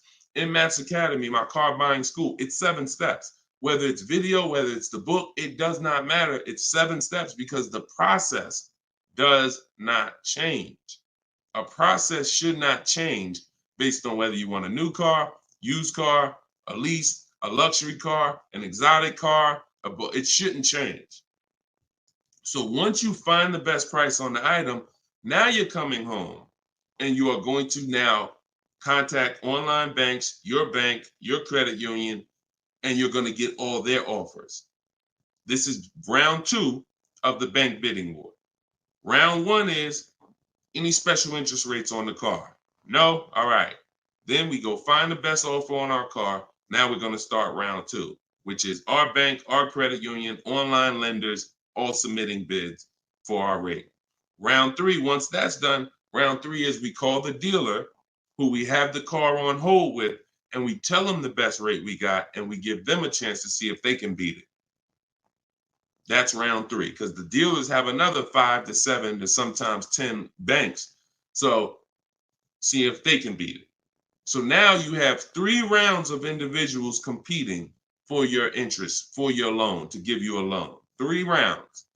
First is the special rates. Second is you, your bank, your credit union, online banks. Third is the dealer's banks. And so when you leave, you already know I got the best interest rate. I guarantee it because I had 15, 20 people competing for my bank, for my loan. And that if you do that correctly, you are going to see that it weighs on your credit at the end as the same as one hard inquiry. That is what the bank bidding war. When you get my book, I email you a copy of the bank bidding war with it because I haven't merged the bank bidding war into my book yet. That's an update. Yes, that's an update. So all of you who had the book prior, when I update the book, you get the new book. You get the new book. That's another reason why having a digital book is the best way to do this. Because when things change in this game, when websites change, people go out of business, I update the book so that things can stay fresh. That's a beautiful thing about having a digital book. So the banner is on the screen. You guys can go to deshonesbook.com on Facebook or YouTube. You can scan the QR code with your phone because everyone can get your copy for 75% off. You won't pay the normal $97 as long as you get to either my TikTok bio or my Instagram bio before the 30 minutes is up. Okay, that's a great question, though. And what we're doing is we're going a little deeper. I've had tons of shows. We've done tons of streams where I was doing these rapid fire answers. This is episode 17. So what you're going, or 18. So what you're going to see is we're going a little deeper on certain topics as we're led to. So go ahead, Dolan. Next question. 5 though. No, I'm not streaming on Twitch, Matt. Only on Facebook, YouTube, Instagram, and TikTok.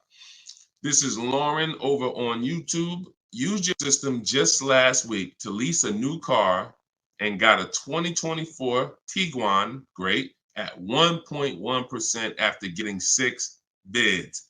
Now you talking, Lauren. It was the most enjoyable car buying process I've ever had. Thank you. Do we see what let me screenshot this here. This is what we're talking about, Lauren. This is what I am talking about. See, Lauren didn't know me. See, here's how different information changes things. Lauren was just like y'all about a month ago. She didn't have my book because we didn't even release the book. She was just like y'all. She might have didn't even know me. But what? She's an action taker. She got on the stream. She said, look, I like what this guy's talking about. This book is $24. What's the worst I could lose? There got to be something in that book where I could at least make my $25 back. Or even if I paid $97, got to be some tip, one tip in here got to be able to make me at least $100 back. She later finds out she's going to get thousands of dollars in discounts, get a 1.1% lease. Well, what that means is if the car is $40,000, her payment is like $420 on a $40,000 car that people are paying $800 a month for, $700 a month. Her lease is 1.1% of the MSRP. So because she's an action taker, she went forward, she got the book, she used the scripts, she said, I'm done with the old process. I'm willing to unlearn my old way of shopping, and I'm going to relearn this new way to shop. That's why, you understand? That's why it's all about unlearning and relearning. You understand? And she's able to reap the rewards of not just saving the money, but receiving empowerment. Because this is the only way to car shop empowered. You could go negotiate. Not only are you not going to get the money off that we're getting, because if you're negotiating with an 80% dealer, there's no way for you to get these prices. So if you're in a dealer, yeah, they'll take off money for you, but their price was so high to begin with that when they take off the money, you're still higher. An 80% dealer is the overpriced dealers. You can't negotiate them down to the best price. So even if you did that, you still wouldn't have the empowerment of letting the business come to you. See, you're empowered when you're sitting at home and the business is coming to you. You're in control. And the only way to do that is with bids. So congratulations, Lauren. Enjoy your new Volkswagen. Beautiful vehicle. And I'm so glad to hear that you trusted the process and you have reaped the rewards. Congratulations. God bless you. All right, Dolan, go ahead. Throw the next one up. We are live, y'all. This is our Thursday, May 9th, 12 p.m. live stream. So if you don't see the banner over my head, we are live. You can ask your questions. We'll try to get them in the show. Wanda Lopez Smith on TikTok. Leasing companies not allowing third-party buyouts. Yeah, I explained that. If we have a third-party restriction, we're going to sell it to a local dealer. But we still get bids. We still need to get bids from the online car buyers to know if we have equity.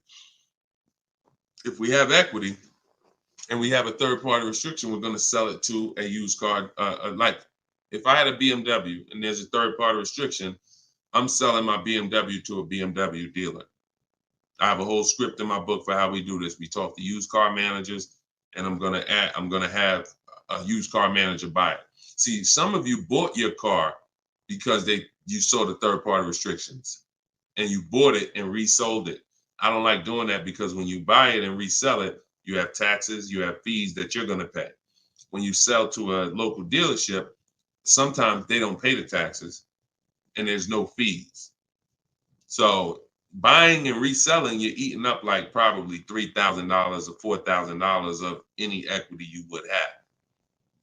So yeah, we've been getting out of the, we've had a process for third-party restrictions since they started them in 2021.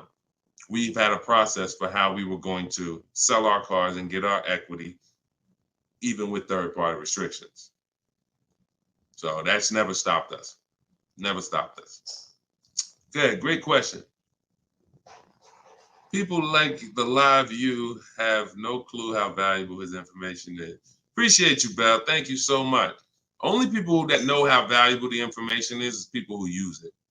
People who watch, there's a saying, you can't be a hearer of the word. You want to be a doer. A doer. A lot of people hear. A lot of people hear because we want our ears tickled. But it's the doing that leads to the savings. And in our case, what we're asking you to do is easy.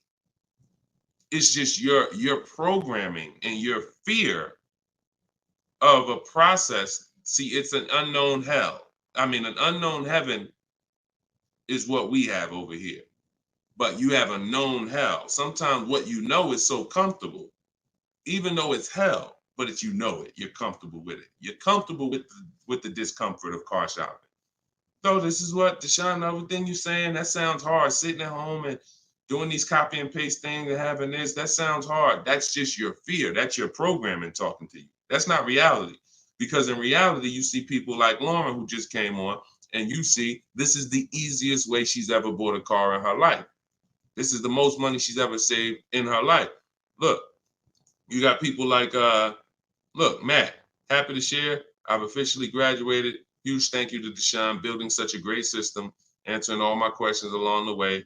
Lease details. You got a $56,000 Hyundai Palisade calligraphy, 1.28% lease. Highest quote was $1,167 a month. He got his for $719.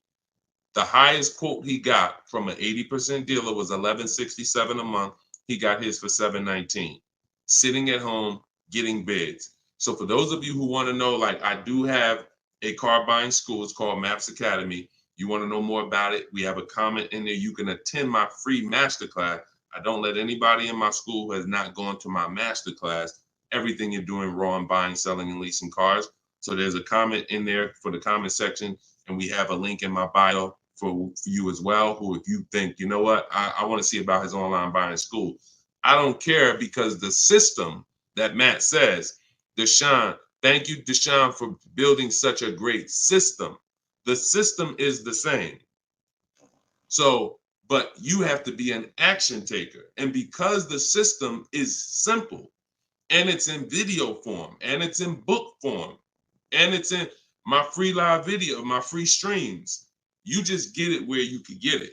But there's no excuse for sitting at home car shopping the old way anymore when this information is available and it exists and it's 3 years old. This isn't new. We have hundreds of people. You're not oh, let me take a chance and see if this will work. That ship has sailed long time ago. Long time ago, that ship has sailed. But the action takers are going to win, not just the hearers. People listen, oh yeah, this sounds good. Of course it sounds good. But you won't reap the results until you become an action taker on the information. Okay, so those of you who want the book, it's in my TikTok bio, it's in my Instagram bio. You'll have access to these strategies for the rest of your life. All right, Dolan, shoot the next question up. We got some great questions coming in today. This is our Thursday, May 9th live show. So we are live right now. It's our 12 p.m. stream. Melanie from TikTok, what do you recommend for a young adult that is first-time car buyer that has no credit? I would recommend you save up. You get something that we call a smart car. That's not one of those little cars that you heard. It stands for saving money at the right time. I got a car that's my point A to point B car because I work from home. I got a car. It was literally $4,000. I got it from a grandfather over in South Orange. He was 98 years old, and he still drove until he couldn't drive anymore. Car had 72,000 miles on it, and I got it for $3,750. Literally, it was I got it a year ago, so that was it was an 08 Pontiac G6, 70,000 miles. And that's something that I drive from point A to point B whenever I want to do my run. Because again, I work from home. Most times we take the truck, but if my wife's out, I'll take the car. But I didn't need to spend $10,000, $15,000, $20,000 on a car that I'm driving twice a week. So what I would tell you for you is if you need transportation, you want to get it reliably, save up some money, get yourself a private party sell on Facebook, pick it up for a couple grand, but you have to be diligent. You want to find it from an owner. You want to find it from an owner who's not driving too much, who maybe they got a second or third car in the family, and that you don't want to deal with these dealers on Facebook Marketplace perpetrating as owners.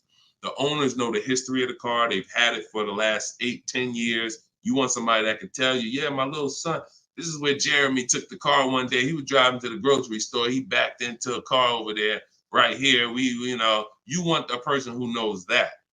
Not a dealer who just picked up the car and now they're trying to sell it to you for $2, $3, $4 grand. So that's what I would be doing. I would be getting me a very reliable, inexpensive car that I can actually get to work with, make more money. And then once I make money, I will be choosing whether I'm buying or leasing based on if I'm going to keep the car for 8 more years. Whenever you get into spending real money on cars, over 12, 15 grand, this is when you start wanting to ask yourself, am I going to keep this car 8 years or not? Because once you get these cars and build up your credit, Melanie, another thing you should be doing is getting a credit card, not using it, pay it off every month, spend $20 on it, pay it off so you can get your credit up to a 700 score. You could be at a 700 score lightning fast before the next 12 months. So now what you want is you want a car to drive, get you to where you're going, but then you want to be building your credit now. So now when you're like, okay, I got a job, I'm making money, I want to get me a different car. Am I going to buy it or lease it? And if you're not keeping it 8 years, you want to go for the lease so that you could drive a brand new car for pennies on the dollar, as long as you keep following what we're teaching and getting great lease deals. But if you're keeping the car for 8 or more years, then you would go and you would buy a car, not lease it. But in order to do that, you want to set yourself up and get yourself up to a 700 credit score. So you should follow somebody like Shonda Martin. She's on all the platforms. Shonda Martin, this young lady is a guru when it comes to credit. She does a lot of live streams, a lot of Q&As, just like me. But yeah, you got a great path. But don't go out there and do what a lot of people do and finance a car, no credit, your first car, you're gonna go buy it. Now you're getting a $20,000 car, you're gonna probably pay, $500 a month for it. And now that car is gonna be a long-term thing because it's just too expensive. And you just don't follow the traditional route is what I would tell you. All right, I'm glad. It's my daughter. She has a full-time job and now searching for a car. Okay, perfect, Melanie. I think that's a great plan. Because the thing about that car that you're going to get for Facebook Marketplace is whenever she decides that she's ready to finance or lease a car, she can sell that car and get all her money back. If she finds a great car on Facebook Marketplace for $4,000, $5,000, you guys can sell that car and get the whole $4,000 or $5,000 back. You'll get 80-90% of it back. And I like to get whenever it's going to be a short-term thing, I don't want a car where it's going to be a burden to me later. We want to get a car that does the job now. I know with this Pontiac, whenever I choose to sell it, because I'm actually going to get a car. I've been waiting to get a vehicle that I want for a number of years. And when I do go get that, I'll sell this one, but I'll get everything back that I spent on that car. I'll get it back. So it's just strategic. It's a great way to move when you know these cars are not costing you money. You're breaking even on them, and it's just great. So that's what I would say, Melanie. That's what I would do for my own daughter. Okay, go ahead, Dolan. Shoot the next one up. We are live, y'all. We're going to try to get through as many as we can in the show. Type your questions. This is our Thursday, May 9th show, our 12 p.m. broadcast. So, Sir Francis on YouTube. What's the best source for an accurate valuation to determine if purchasing a used car is a good idea? I don't go by that. The only way purchasing a used car is a good idea for me is if we're keeping it at least 8 years. That's it. If you're not keeping it at least 8, are you keeping the vehicle at least 8 years?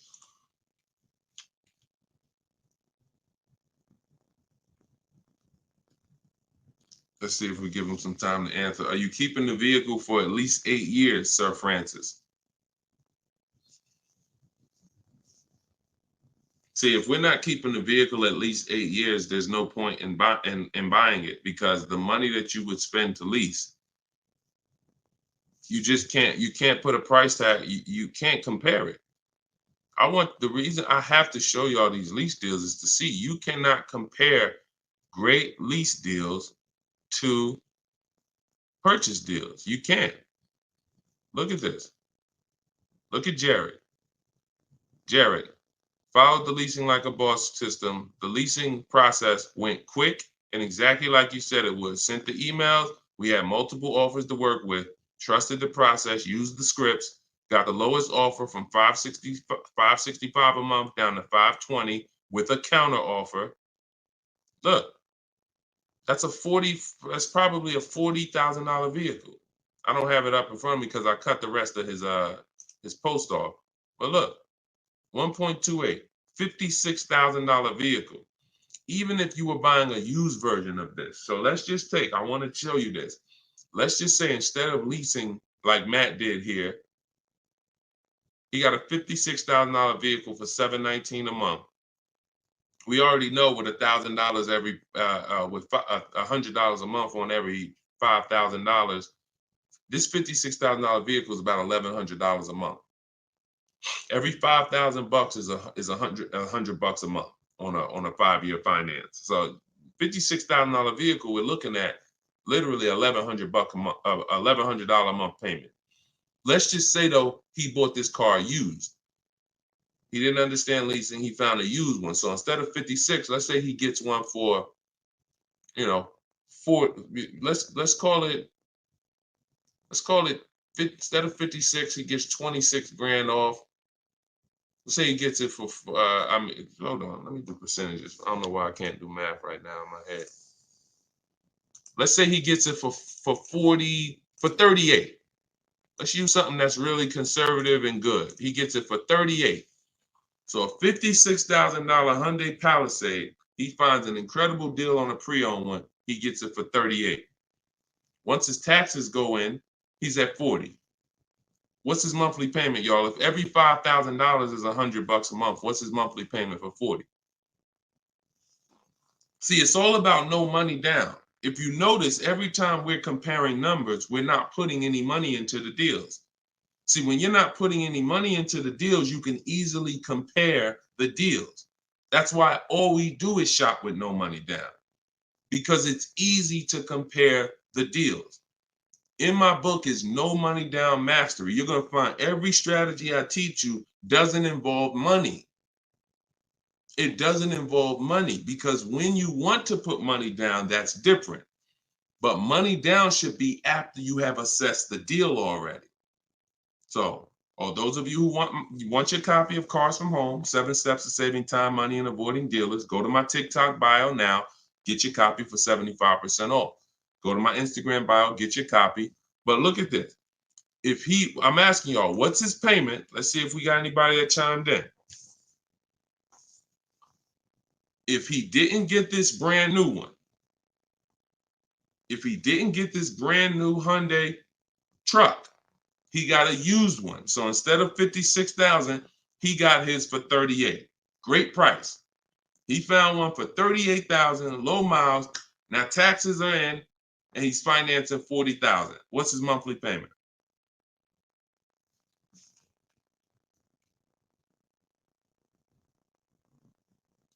Anybody do the math?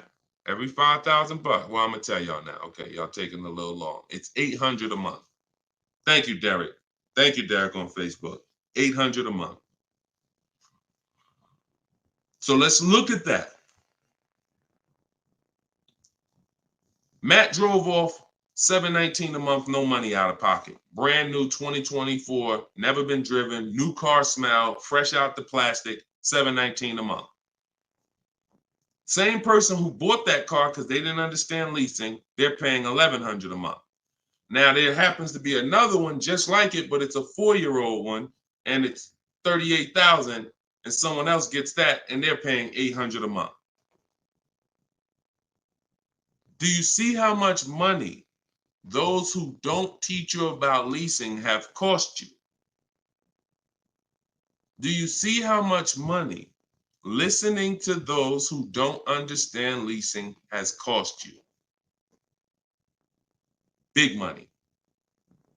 So I'm either driving a used car and I'm paying more than the guy who got the brand new one. Or I'm driving a brand new one just like him and I'm paying $400, $500, $600 more than what he's paying because I bought the car. Now, when do the people who buy win? When do they win? 8 years down the road. 8 years down the road. See, because when you buy your car and you pay it off, see, the person who leases is not worried about depreciation. That's the car going down in value like this. The person who leases is not worried about depreciation. They've already beat it because their lease payment is so low. Their lease payment is so low, they're paying less than what the car's normal depreciation would be. So they beat it with a great lease deal. Now, the people who own the car they're not going to beat it because they own it. So any depreciation is coming against their actual car.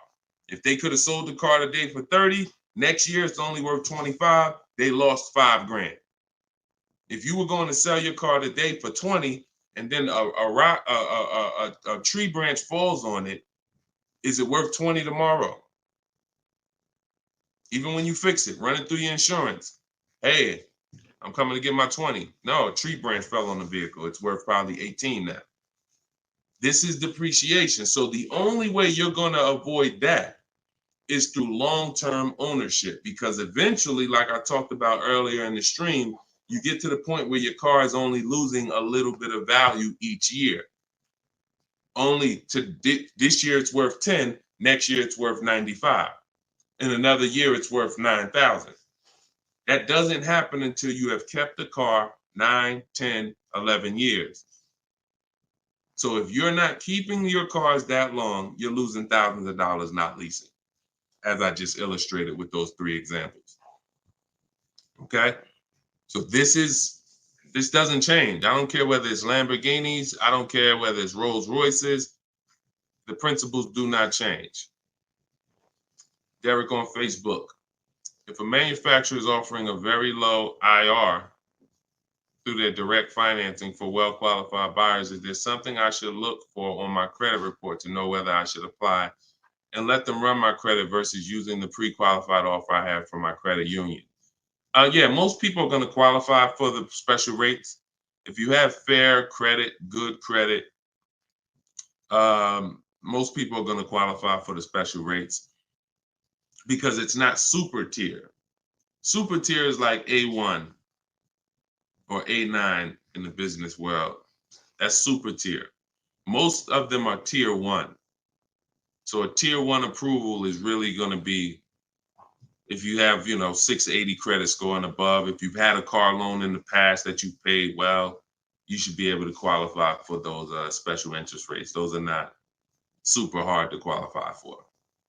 And if it's something under 2.9, you're typically not going to see that coming from a credit union or a bank, not in this market. Not in this market. So yeah, it's a good question though. But that's round 1 in the bank bidding war. So it's important for you guys to know that whenever you see a special interest rate offer, in many cases, it's not hard to qualify for. You don't need perfect credit. 680, 700 and above, you should be fine. All right. So, all right. Let's go. John Tez on YouTube. I'm interested in getting a 23 Charger Scat Pack, trading a 2022 Camry. This is a disaster. This is a disaster. Dealer wants 56 for the car, but it's been on the lot for 220 days. What do you think I could get them to lower it to? Well, I'm going to just tell you honestly, why are you trading in a 2022 vehicle? First of all, if you paid cash for that car, you wouldn't be trading it in, because once you see what it's worth and what you're getting in 2 years, you've had the car for less than 2 years. See, there's something, here's what we're not getting. The reason why I hold this up is for y'all to see that you cannot trade in cars this fast and have it be and have it. And I want y'all to know we are 100% live right now. We are 100% live right now. You're not watching a replay. This is a live show. So we're going to dialogue on this for a quick second. You should not, if I show this so y'all could understand, the value of your car is dropping like this the first year, 2 years, 3 years. You think that you could buy a car here for $35,000, turn around, trade it a year later, and it's only worth now $27,000, and you're just going to flip and take that $7,000 loss in depreciation.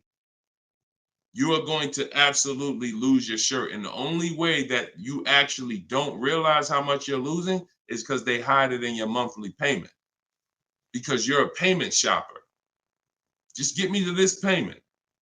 I don't care about the numbers and all of that. I don't care about how much money I'm losing on each car. Just work my monthly payment to something that I could afford. And that is financial disaster.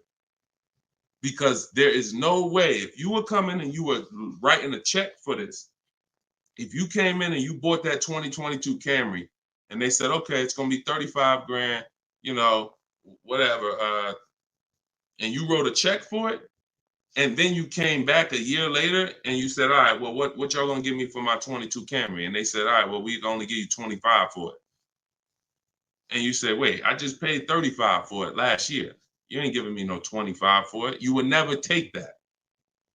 But payment buyers take those deals all the time, because what they do is they give you the same 25, but when they finance it and stretch the loan out, they're like, see, and your new monthly payment is only $50 more than your old car. And you like, man, this sounds like a good deal. It's a horrible deal. It's not even a deal. It's a horrible offer, but you're not trained to see it. So whenever I see somebody who's switching from cars that are less than 2 years old to a brand new car, you're not talking about leasing it. So you're still in the mindset of, oh, I could buy cars, switch them, buy cars, switch them, buy cars, switch them. You absolutely are losing thousands of dollars on every single car you buy. So if I wanted to do what you were doing, replace my 2022 Camry with a Charger Scat Pack. And first, you're buying another pre-owned one too. You're buying another pre-owned one. So you're asking, all right, I want to replace this 2-year-old pre-owned car that I got, and then I want to buy another pre-owned car and replace that one. But you're not looking at the fact that the 1-year-old Scat Pack you're trying to find is so rare. When you find it, you're most likely going to overpay for it, because who has 1-year-old Scat Packs? Who has 1-year-old Dodge Charger Scat Packs? How would that vehicle even end up on a dealer's lot? You only get the cars on dealers' lots one of two ways. The dealer has to buy them from auction, or buy them from one of their customers, or at the end of a lease, the person returns the car. So people are not usually trading in a 1-year-old car. So if it has been on the dealer's lot, maybe it's because it's a leftover model. And if it's a leftover model, you don't have anything to compare it to see how much you should be saving.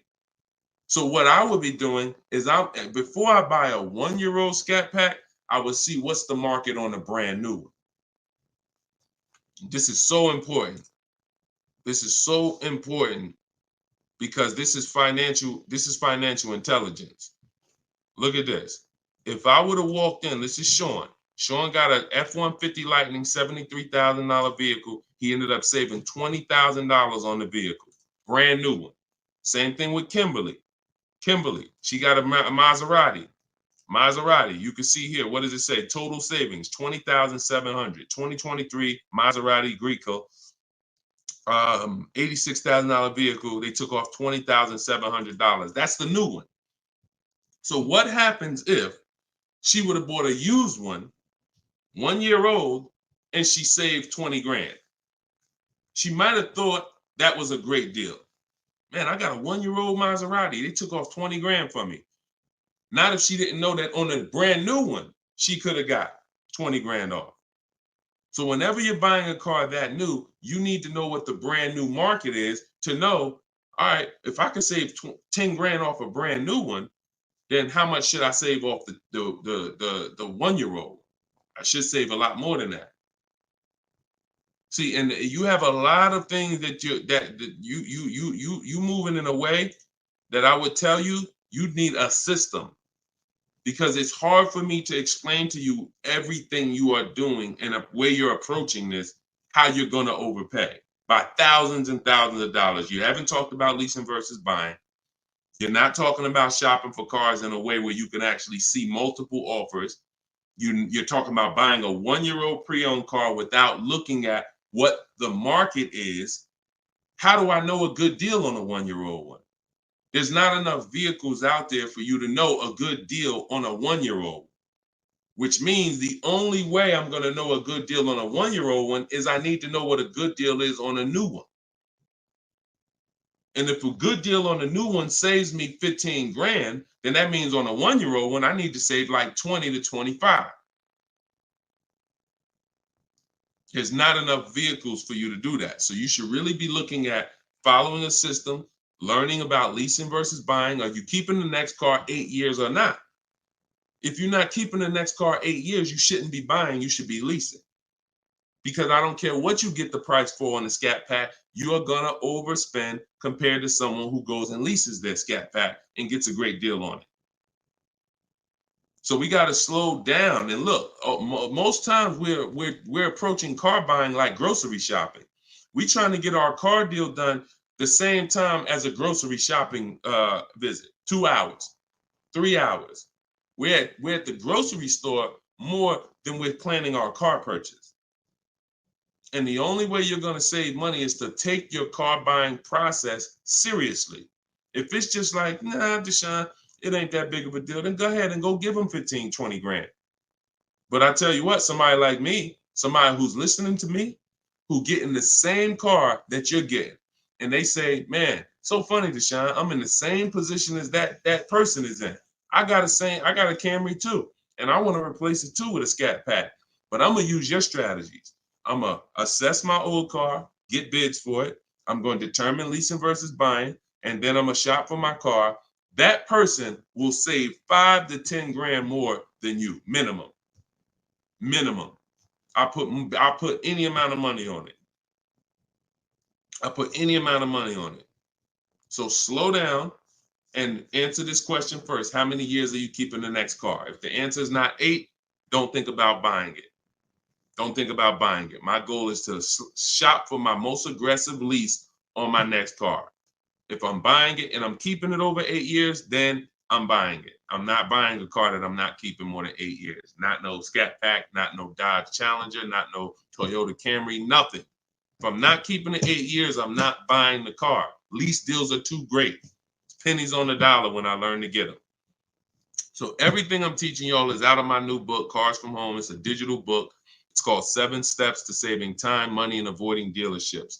You can get your copy for 75% off in my TikTok bio. The price of the book is $97. That is the price. But you can get it for $24 if you get to my TikTok bio before the 30-minute timer expires. If you get to my Instagram bio before the 30-minute timer expires. We have a link in the comment section on YouTube and Facebook. You can go to deshonsbook.com, or you can scan this QR code with your phone and you can get your copy for 75% off. So use it. Make sure you send me your success stories. Continue to send me your success stories so we can bring them onto the show. That is a step-by-step system. There's nothing left to chance. You cannot leave anything to chance when it comes to car buying. Everything that we teach is for a reason. So let's continue to move. You know we will be back soon for another stream. And catch us later. We're usually live 7 and 12 p.m.